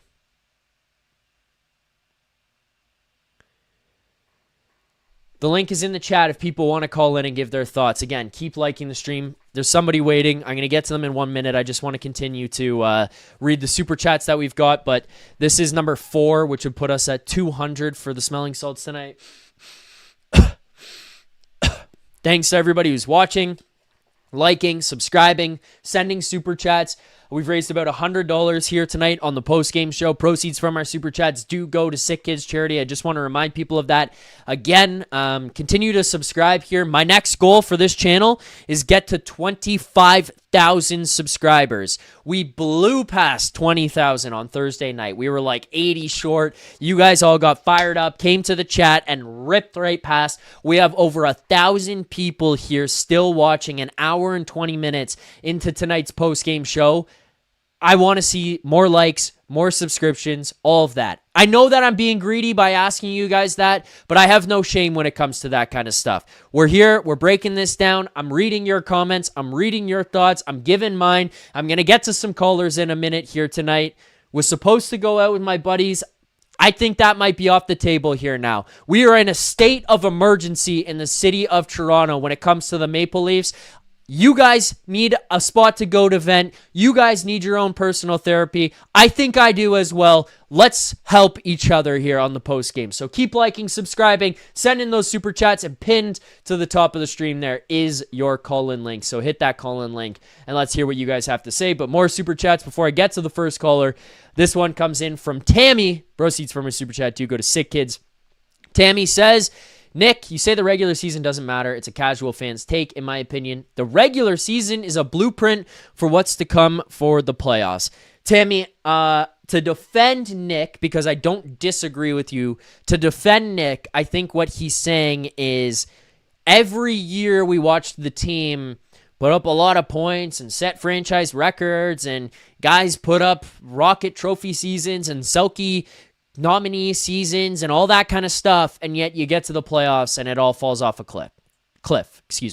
So I think that's more what he's indicating, where you had seasons where you were fucking unbelievable and it fell off a cliff in the playoffs, and then you had last year in the regular season where it was like, hey, the numbers don't look good, but then they win the Atlantic, and then you get to the playoffs and then it falls off a cliff again. Like, it's just, it's like what we're saying is that you need to build some shit out in terms of the way you play and the blueprint, as you brought up, Tammy, for sure. But it was just nothing the team ever did in the regular season made me more or less confident about them going into the playoffs. I think that's more what we're getting at in terms of saying it doesn't matter. Oh, Tammy says, I gave another super chat to further explain that one. Let me read that quickly. For context, the previous super chat, same bad habits and mistakes from regular season is prevalent in the playoffs of the Leafs. Okay, so Tammy's on the same page. So yeah, we're on the same page. We got you. Okay, we do have more super chats here, and I see you guys continuing to like the stream, so we'll continue to do smelling salts, but I want to open up the call line. We've got somebody who's been waiting for a while here. He calls in pretty much every single show. Let's get to our guy, Mando. Mando, how are you feeling tonight? Game 34, Leafs Preds. Leafs lose us 5-3 on the road against the Nashville Predators. It's ugly in the city of Toronto. Hey, Zach, how's it going? Not good, Mando. But thanks for joining us. Yeah, it's not looking good. I'm not sure whether even worth breaking down this game, but I one thing that you mentioned was the Montreal series in the bubble. That I agree. Like that was the turning point. You know, it was game 5 or 6 where Mitch Marner just flipped the puck over the glass and he went into the box and they had a camera, just that iconic view of Mitch Marner basically crying in the box almost. And that's it. I said these guys are not going to take us far into the playoffs ever. And from that point on, I was just convinced that something had to change. And like you said, I think Mitch Marner was the first guy. We talk about Nylander. Again, going back to his alter ego. You have Mr. Willie and Dr. Nylander. Um, you know, when he was young, and remember the times when Sheldon Keefe used to yell at him, and then they in the interviews they used to ask questions to Nylander, saying, what are you talking about with Sheldon? And they said, yeah, sometimes I need to be talked to. I need a kick in the ass to get going. And when that happens, is like his play changed. So he used to switch from being kind of a floating guy, not being engaged, to being like a superstar. Like he had those two modes. Yep. And then in the latter part of Sheldon Keefe's tenure, Nylander seemed to have gotten over those bad habits, and we saw a different player, more consistent. He was producing better in the playoffs versus the other stars. But at the end of the day, like you said, all of these guys, they just don't have that quality, that leadership quality, or that the fortitude to just push through. And these are the times where you need guys like that. And I could just imagine in the room. I don't know how a Auston Matthews would uplift a room. Like, just, I mean, he's a soft spoken guy, but he doesn't have that. He doesn't have that in him to just take take the team by the balls, like you mentioned, and just say, hey, we're going here. I don't see it. And I don't know. There's it's and this is another thing, is there's no quick fix to this. So we've been, like you said, watching 10 years of this. We have to imagine ourselves, we're in like this slow motion car crash. We're not we're, we see we're going to crash. We haven't crashed yet, actually, but we can't get out of the car, to be honest. There's really nothing we can do. We just have to hang on. And this process has to play out. It's like having a disease, like a virus. That disease has to take its course, and then you're gonna hit rock bottom, and then things are gonna change. And we just have to be patient, in my opinion. Whether or not they're going to fire the coach, and there's a new coach, like I said, I don't, like you said, I don't think it's gonna matter too much. I think we have to get to the end of this season somehow, and like was mentioned about the no movement Yeah. clauses. I guess these no movement clauses have to be looked at then. Starting with Look, Morgan Mando, Riley. also, there is a Yeah, way. There are ways you can get guys to move. There are ways. You just have to be ready to jump in here and put your foot down and say, you're going to move. We're going to trade you. It's not uncommon that for other teams to get guys with no move, no trade, whatever, to be moved out of an organization. And a lot of times, players will come to the realization that the team doesn't want them there. As long as they're not going to go somewhere that they absolutely hate, they're more than likely going to be willing to accept that trade. And where the team is at right now, the outlook of this group, I don't see why there would be guys who are going to look at you and say, hey, I don't want to leave. I don't want to, I'm not willing to do that. I think that you can look at the guys that are here and you could start to try to shape this thing differently. Now, where you don't get to look at it as a Leafs fan, and it's not the right approach, is like you're not going to trade Morgan Rielly for a package that Vancouver got for Quinn Hughes. That'll never happen. But what you could start to do is move a guy out who makes $7.5 million, open up some spots for some young kids from your Marlies to come up and start to play NHL games. You can maybe start to try to get back some picks and some assets. You could try to get yourself a first-round pick. I'm not saying for Morgan Rielly necessarily, but you could try to get yourself first-round picks, second-round picks, third-round picks back and start to restock your cupboards. It does a couple of things. One, it resets you for this summer when you go into the trade deadline.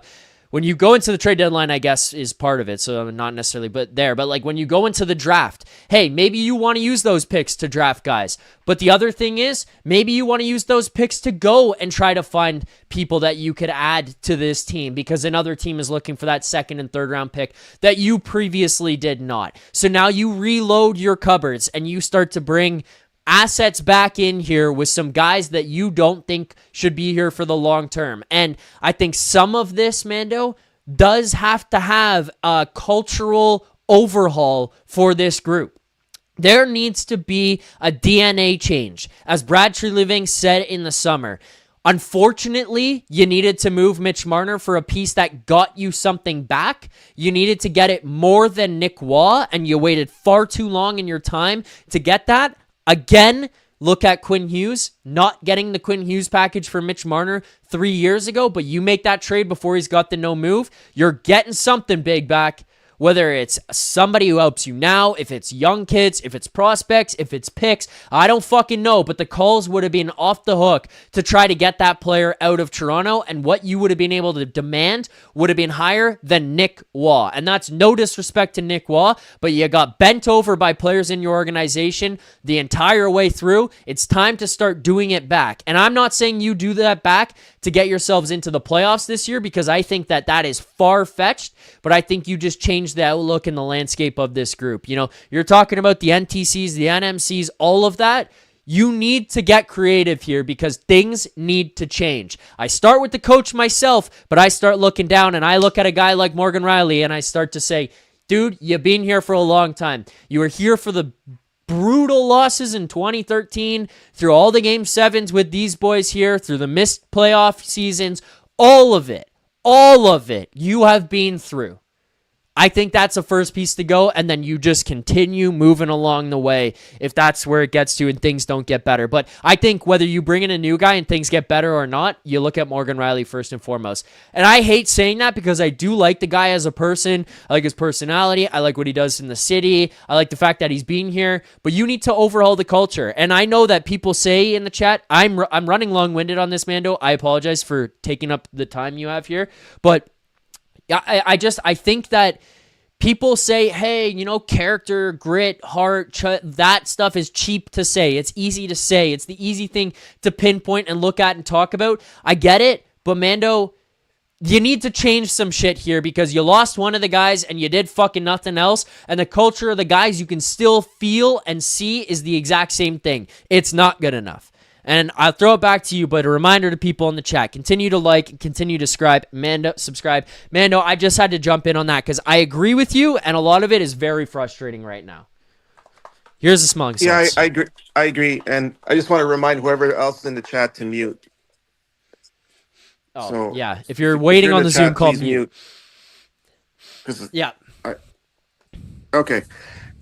Question for you. So the first round pick that got us Carlo is a conditional pick. So if theoretically Toronto tanked, could they regain that pick and try to get these two guys, maybe McKenna or Verhoff? Is it? Yes. Yeah, the top 5 protected. So in theory, they can keep that pick, and they can get that pick if they win the lottery or they move themselves up into the top 5. Yes, they can keep that. They can draft somebody. I think that's something. They have to think creatively, like you said, strategically.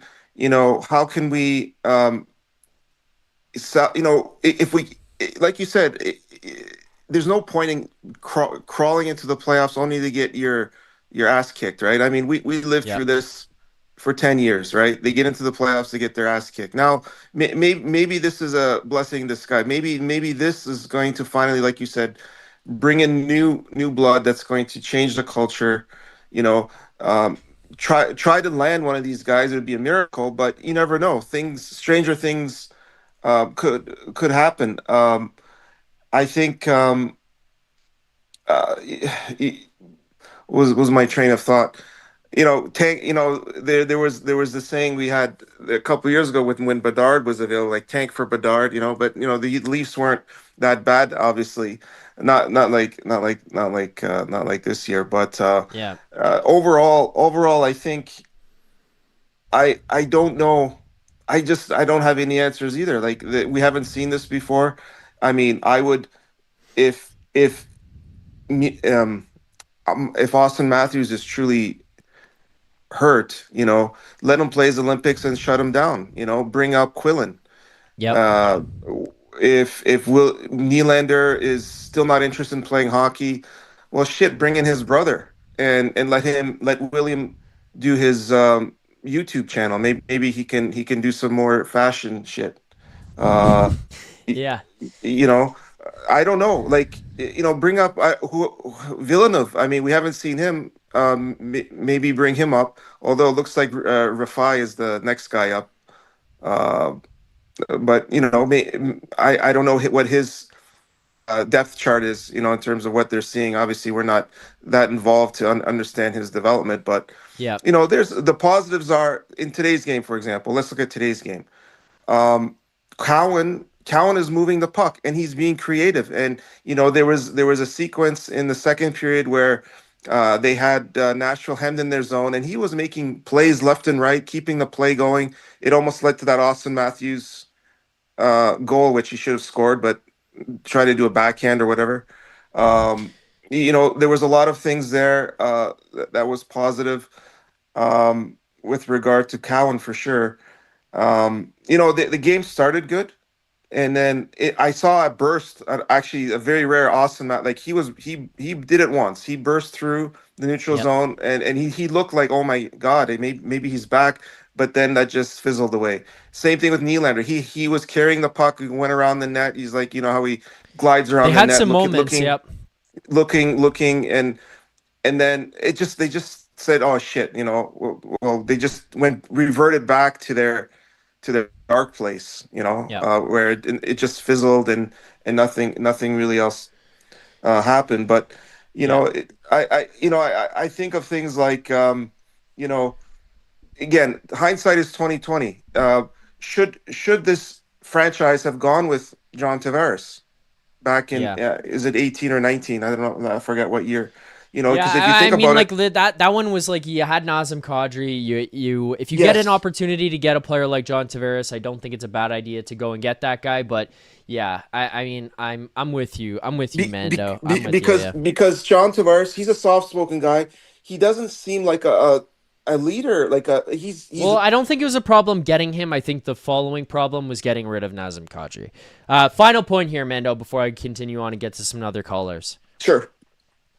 Um, I mean, again, we have to, analyzing the game like right now to me is doesn't there's not really a point. But I guess from this game I can also say Setcher was still good. Yeah.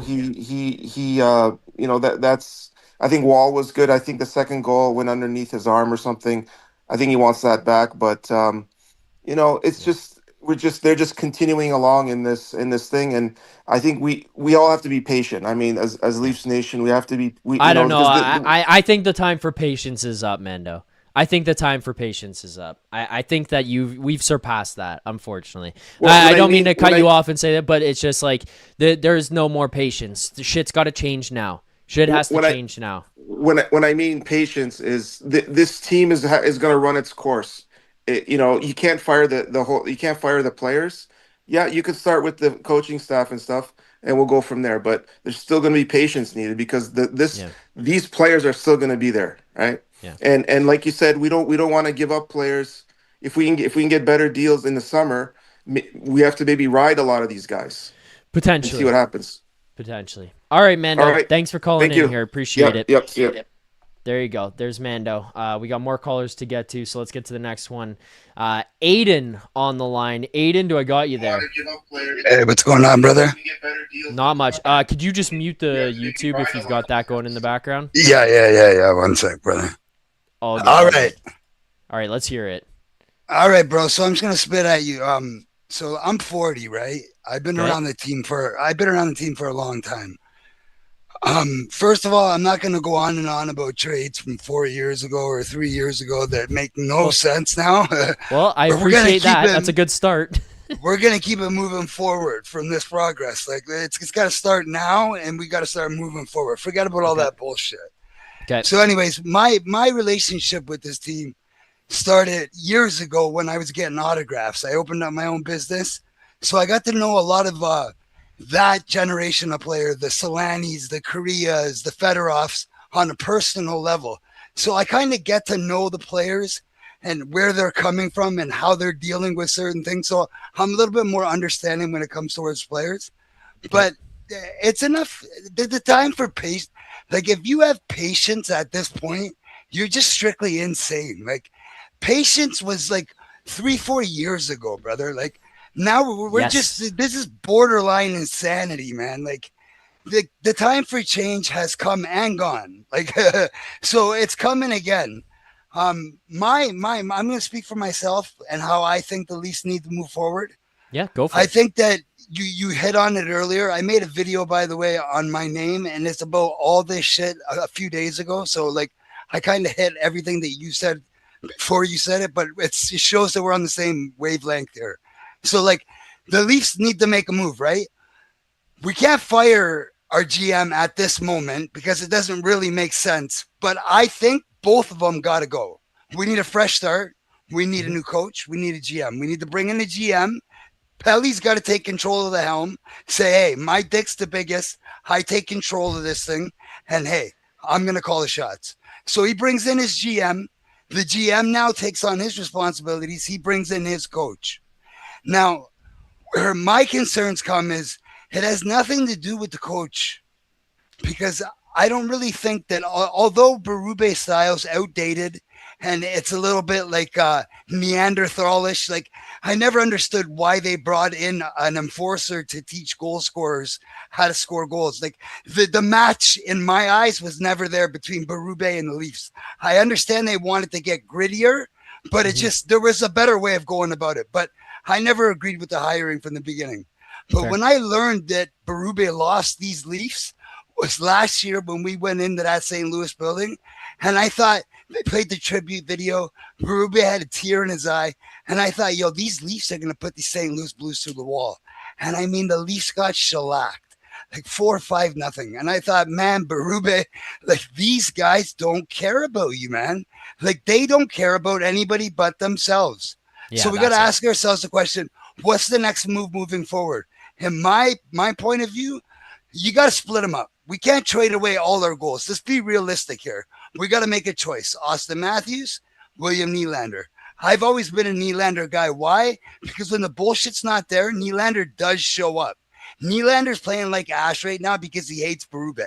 I can put any money. I'll bet you $100, Zach, right now, that as soon as Berube is gone, Nylander's production goes up by like 75%. Guarantee it. He's just fucking the dog right now because he's trying to get rid of the coach. He's been singled out in front of everybody. He's embarrassed. He's the only guy that has that offensive gift right now because Matthews seemed to have lost lost everything. And that, I think, is a whole other issue. So I've given up on Matthews. I still think that we can get a haul for him. I think he's healthy. I don't think it has anything to do with health. I think his confidence is gone. And I think that he's not that guy. Auston Matthews is a fucking loser. William Nylander's a loser. All these guys are losers. They've been a part of this core. They've been a part of this 9-year losing streak. They're all losers. But Matthews, if you go back and check the stats to his Swiss league, he even bombed out in those playoffs. Like, Matthews has never been a guy to show up when the lights are bright. So you got to cut ties with him. I think we could still get a haul for him. You stick with Nylander and you start to cover. That's if you want to do your repatch. I think that's the best course of action. I'm going to leave it at that. But I think that, what are you going to do? Rebuild? Hey, why don't we trade away our guys? Instead of us fucking in the media, and not you, but instead of all of us lambasting our players, why not let's finesse a little? Let's start building them up a little bit. Let's let them see that they got some value, and let's get rid of them for some draft picks, guys. Okay. Let's just retool. You know what I'm saying, brother? Let's bring in some good picks. Let's replenish our things. Let's get rid of fucking Trey Levin. Let's get rid of Berube. Let's start with a guy like, and I'm sorry to say it, Washington's coach. I wish we never, ever let him go, man. He was Spencer right there. Carberry, I always loved him, man. I thought he was the new wave, and he's a guy we should never have let get away, but we did, man. So I don't know who we go with moving forward, but obviously the pair of them got to go because this back and forth bullshit doesn't make sense. Nick was saying earlier, hire a coach under Trey Levin, and then fire Trey Levin? Now we're stuck back here again. It just doesn't make sense. So either do it now or wait till the summer and cut bait. But I say we start it now and start checking out who these kids are. Let's start doing some reporting on the Marlies. Let's see who we got in the cupboard because I don't hear nothing about them. They were talking about us being closer to the Leafs this year. They haven't brought – I hate this team more this year. Like Ryan Leslie, it may not be your fault, but I hate these Leafs more this year than I did last year. Like, this is just a horrible group of guys. They don't work. The combination doesn't fit, and something's got to be done. And it's like immediately. So I'm going to leave it at that, Zach. Brother, man, I love the work that you put in. I'm here, I'm watching, and I'll try to call in a little bit more often. Okay, brother? Awesome. Thank you for calling in. I appreciate it. I appreciate the passion. I love this. You just came on here, gave it to us straight, let us know how you feel, went off for a bit. I appreciate that. I love that, Aiden. Thank you for calling in. I feel 100 times better, man. I'm glad. That's what this is for. That's the whole point of this. This is what I want to open it up for and let people call in and give their thoughts. So I'm glad you feel better. That's the whole point. Thank you, Aiden. Ask Rosie one question for me, okay? Okay. Ask Rosie, why don't the Leafs bench their stars? I want to know. Okay. What is it with the Leafs? Why don't we bench our fucking stars? Why isn't Riley sat yet? Why? We don't sit none of our stars. We keep setting Domi. It's the same carousel, but it's doing nothing. Set Nylander. Set Riley's got to sit. Okay, I'm going to leave it at that. All right, Zach. Okay. You got a million more guys. All right. Thanks, Aiden. Brother. Appreciate care, it. man. All right, you too. There you go. Aiden on the postgame show. Appreciate that. Bring the energy.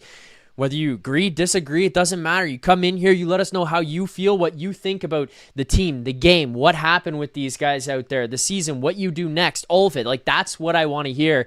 Aiden just comes in here, gets right to the point, brings the energy, brings the heat. So thank you to Aiden for that. If you haven't already, make sure to hit that like button, subscribe here to the channel, Leafs Nation 401. Right here on YouTube, continue to subscribe here. Still about 1,000 people watching. We have 330 likes on the post game. Here's the smelling salts. Probably go for a little bit longer here, but here's the smelling salts. About 2 hours into the post game. Still a bunch more super chats to be getting to here, so let me continue doing that. Proceeds from our super chats do go to Sick Kids Charity. Thank you for all the super chats that have come in. About $1,200, I should say, dollars raised for Sick Kids on Thursday night. About 200 raised here tonight. Before I get to the next callers, just want to go and rattle off some of these super chats that have come on. Shane Brum, are the Leafs the worst team in the league?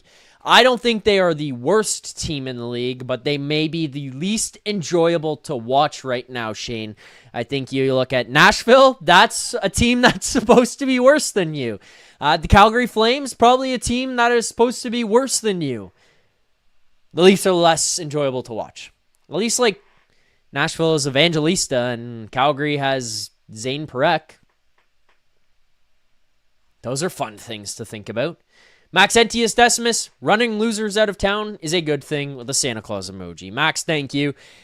Again, the running people out of town stuff I think is a little nuts. Like, you also look at every single other market there is. Everybody criticizes the players for not performing. It's not just Toronto. People just like to pick on Toronto and then make it easy to say, hey, it's those guys' fault. More super chats. Mike Famu, would you coddle when you coddle your core players and give them what they want for most of their careers? As a result, you get prima donnas like this. Yeah, it's kind of the point we've been kind of echoing here on the show tonight. David Owens, what would you trade Matthews and Nylander for Scheifele and Connor straight up right now? Maybe a tweak or two. Yeah, I don't know, man. I mean, if you're Toronto at this point, yeah, you probably do. If you're Winnipeg, the answer is actually probably no. Donald Chisholm, what this team is missing is Mitch Marner scoring at a 15-goal pace and hollering with dry hair. Good point, Donald. Maxentius Decimus, Ray and Nephews overproof rum.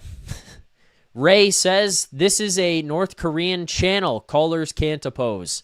No, callers can't come on here and ramble for, 10 minutes saying the point is, and never saying the point, and then bringing up Andrew Raycroft trades as the reason why Brad Treliving is a bad GM. Like, there's no connection there. You're just saying nothing. Like, what are you talking about? Irish Can, either Matthews is hurt or he's still upset with Mitch being gone. This is insane. He is not good enough. He's not good enough. And, I mean, again, I've said this many, many, many times here on the post game, but Matthews played the same way when Mitch was here. Says in the chat, Gons Gets says, Marner just gave up the puck for a Flames shorthanded goal. There you go. Let's go to actually our best bet quickly. Our best bet segment is a presentation of Bet365. Whatever your bet is, it's never ordinary. At Bet365, use code NATION. That's NATION, code NATION. NATION. Whatever your bet is, it's never ordinary at Bet365. Must be 19 or older, Ontario only. Please play responsibly. If you or someone you know has a gambling problem, visit connectsontario.ca. We lost. Go figure. Look, I stink right now, and I'm not trying to make excuses, but this is insanely hard to bet on this team when they do garbage like what they did here tonight. It is so hard to pick any one of these guys and say tonight's the night that these guys show up. Hand up, accountability. I stink at picking games. I stink at making bets right now. I couldn't hit a bet if my life depended on it. It is brutal what I am doing. We lost Nick Robertson anytime goal here tonight. But, what am I supposed to do with this team? How am I going to make any predictions of who shows up and what they do? It makes no sense. It's so hard. Another loss tonight. Down 6.3 units on the season. I suck.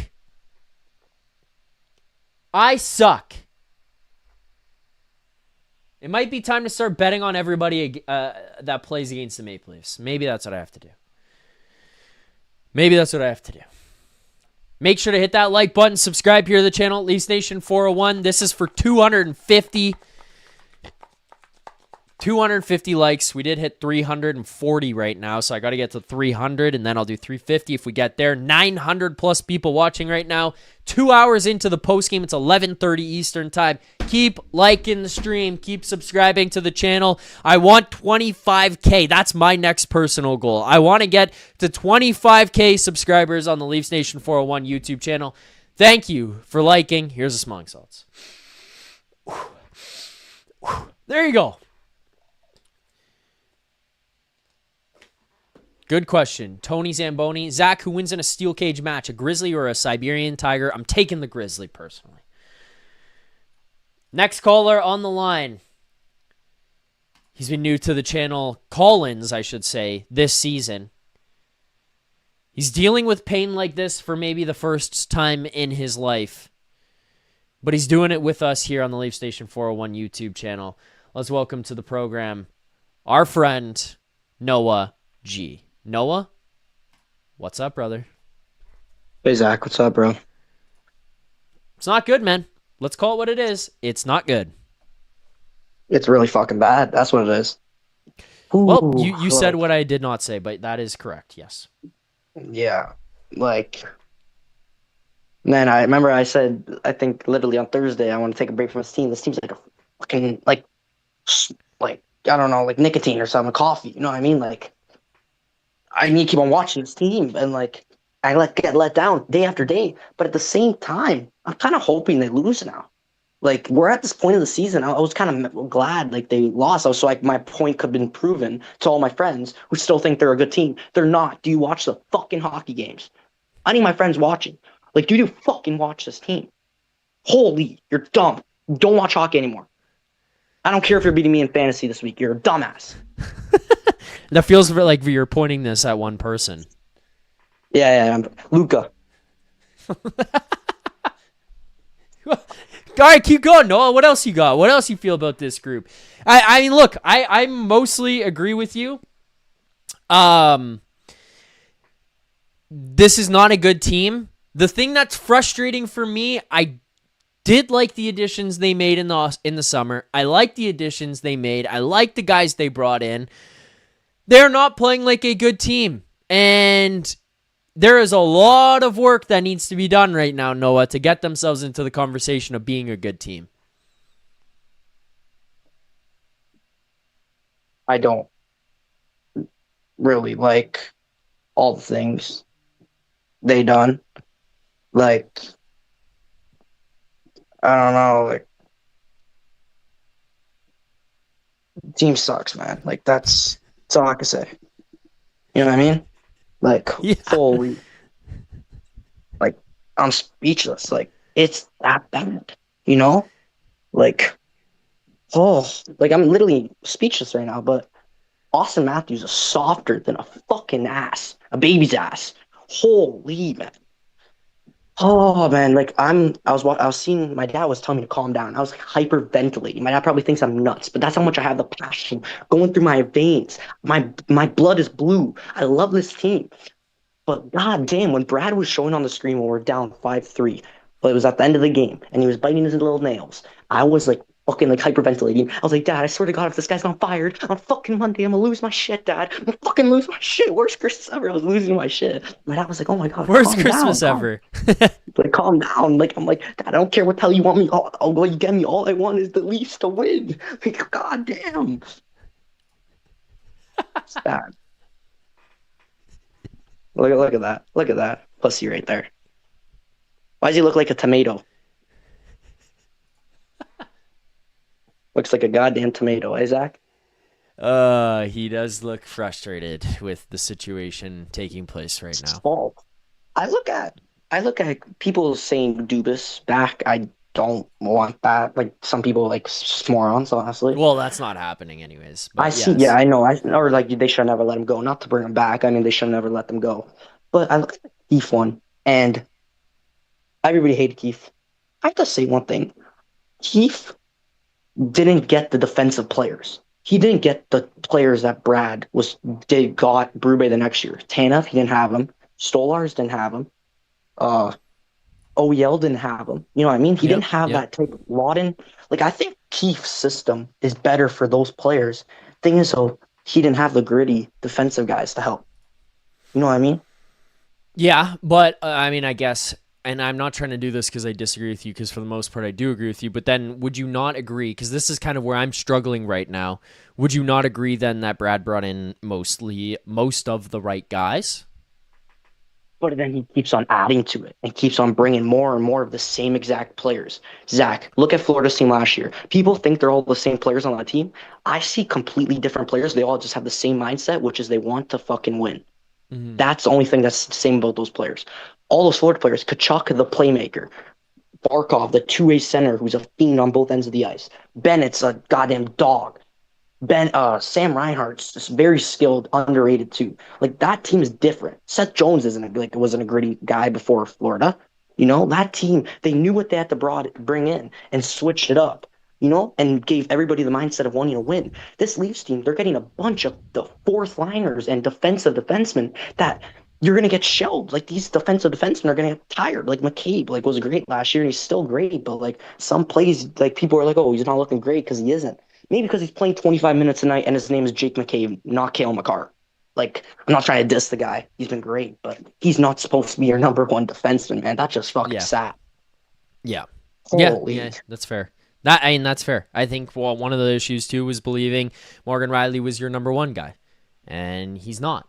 And you stuck with that for a long time. And that even dates back to the Kyle Dubas days where they extended him and gave him the no move and kept him around. Like, it's mistake after mistake after mistake. We look at the Brad Treliving era. Yeah, that's the one where it came to a head. But things were the exact same year after year under Kyle Dubas and Brendan Shanahan, and I'm not even going to go and begin to speculate which one of them was holding the reins on that situation because we could debate it till it's blue in the face, or till we're blue in the face. But again, looking at these guys, like there's just mistake after mistake after mistake along the way. Noah, it's a lot of shit that's gone on.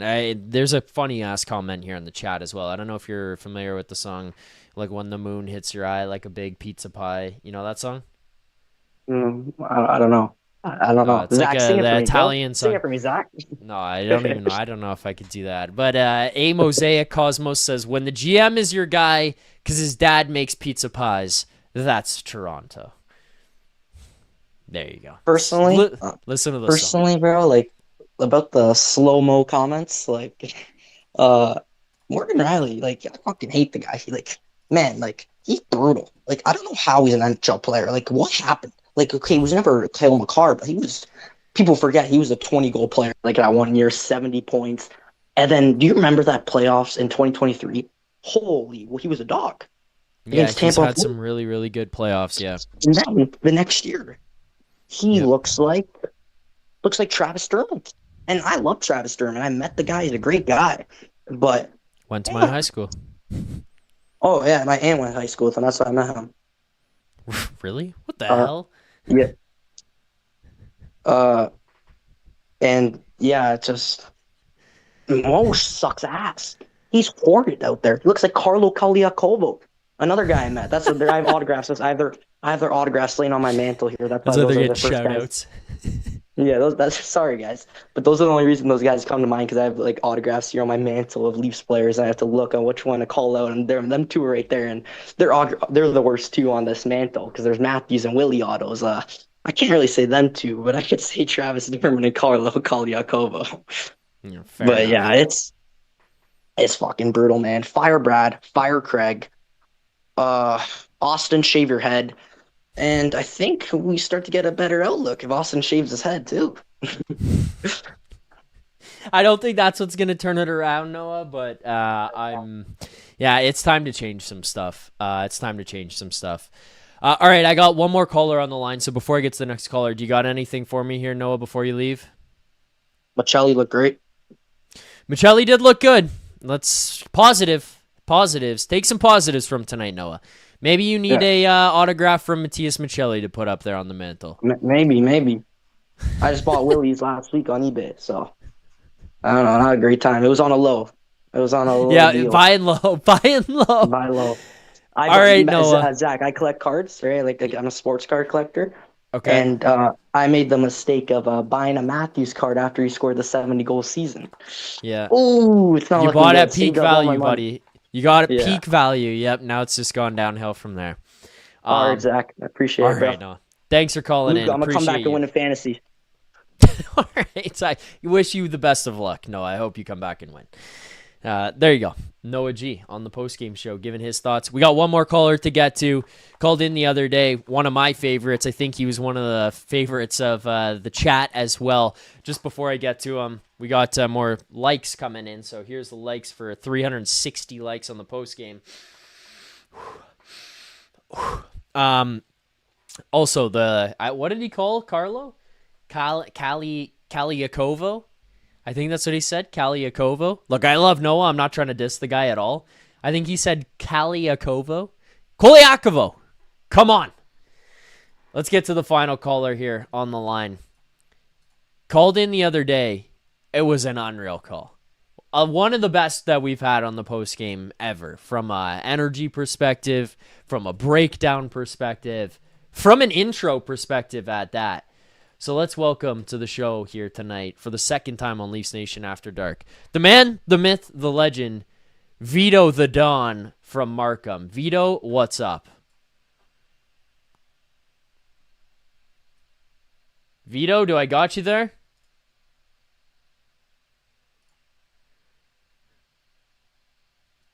I don't know if we got Vito. Let's see if we can get Vito's audio going. I tried to bring him in here, but looks like I might not have any audio for Vito right now. We'll see if we can get that sorted out. But try to get Vito back on the line. Vito, do you got me? Vito, you there? I can see him connecting. I see some audio movement. Let's see if I can maybe get this sorted out in the meantime. Well, Zach, first of all, can you hear me I got okay? you. Yep, I got you, Vito. I got you. Hello, can you hear me? Yeah, I can hear you.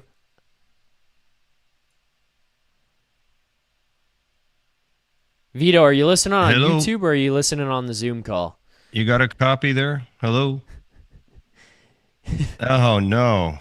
What's going on?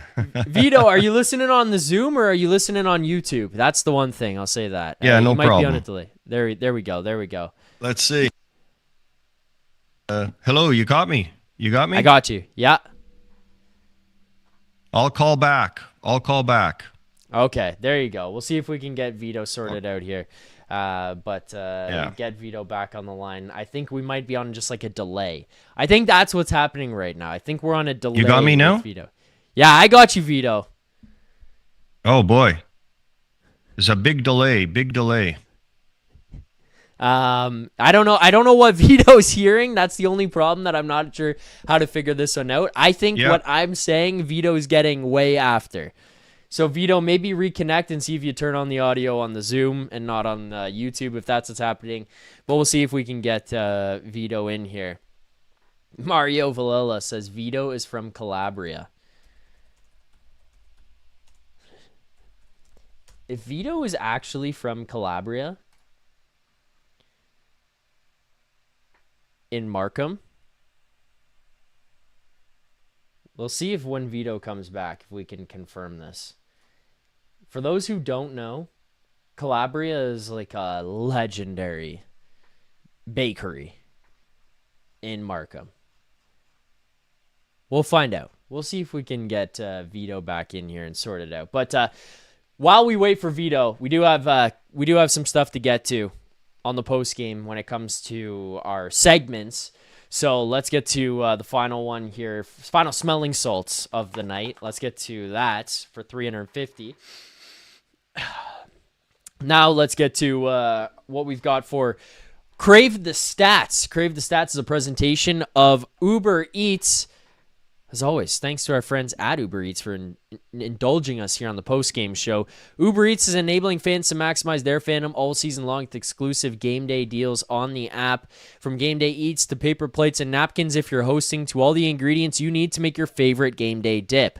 Every time the Leafs are playing at home, you can get these exclusive deals in Toronto only on Uber Eats. Firehouse Subs, BOGO Brisket Hatcher, Kibo Sushi, the BOGO California Roll, Shelby Shawarma, the BOGO Traditional Wrap. BOGO, of course, is buy one, get one before, during, and after the game.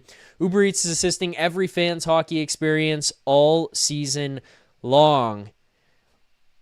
Crave the Stats. It's dark times in this city to have to do this, but when you lose a couple in a row like we did tonight, and you get yourself into the position that you're in the NHL standings, it's only right that we go back to the Tankathon.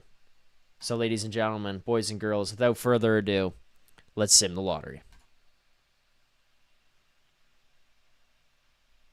the Toronto Maple Leafs remain 10th. They hand their pick to the Boston Bruins. We do not get a pick in the first round. That sucks. That sucks. Shane Vanderlutz, you know Milliken Mills High School? I do. I went to high school in Markham. There you go. I don't know if we can get Vito back on here. We have been going for like 2 hours. No Prague. No Prague tonight. Trying to see if I can find Vito in the chat. See if he's trying to join back in. But if not, I think that this is probably a good way to start to wrap up the show here tonight. Vito, I'm not sure what happened either. I don't know why we're on such a delay. Maybe we'll try back again tomorrow and see if we can get Vito back in here. Vito had an entire mic set up and everything. We'll see if we can get Vito back on tomorrow. I can't figure out what was happening. I wanted to close the line. So we did close the call line here. But let's get to our final couple of things. I want to do the play of the game. Do I really want to do the play of the game? Do we want to do the play of the game? Yeah, whatever. Let's do the play of the game.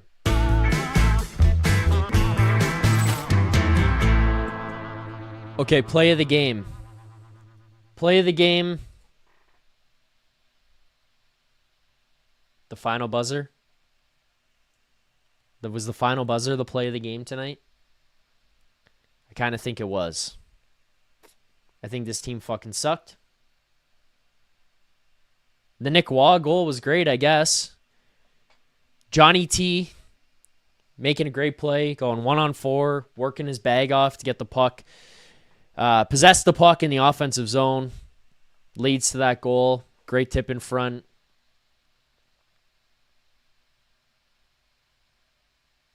I don't know. This is so atrocious. I guess with that, let's carry it over to the grade of the game. F. Lack of energy, intensity, pushback, bad execution. Don't know why Philippe Myers played. Matthias Michelli was good, I guess. Matthews, not good. Nylander, not great. Nick Robertson was fine. It's a gong show. It's a gong show of a night. Gong show of a night. Nothing about that makes me happy about what we saw. It's a failure. Complete and utter failure. With that, remind people, like, subscribe, turn on notifications. Thank you to everybody who's watched, followed along. I will be back tomorrow following the game to break down everything that happens against the Dallas Stars. I will be here for a game preview video as well. So keep liking, keep subscribing. Come back here tomorrow during the day for a preview. I'll be back for the post-game show tomorrow night for Leaf Station After Dark. Let's have Vito join us there. I think we might have an appearance from Mike in Buffalo tomorrow as well. Maybe tomorrow night is Craig Berube's last game behind the Maple Leafs bench. We will see. We will see. Thank you for watching. Thank you for liking. I will see everybody back here tomorrow. I'm trying my best to do this. But I'm going to ask you to do it as well. Keep believing, everybody. For more content just like this, including game previews, post-game live shows, Leafs Morning Take Monday through Friday with Nick Alberga and Jay Rosehill with special guests, as well as instant reaction videos, make sure you subscribe here to the Leafs Nation YouTube channel, turn on notifications so you don't miss anything, and drop a like.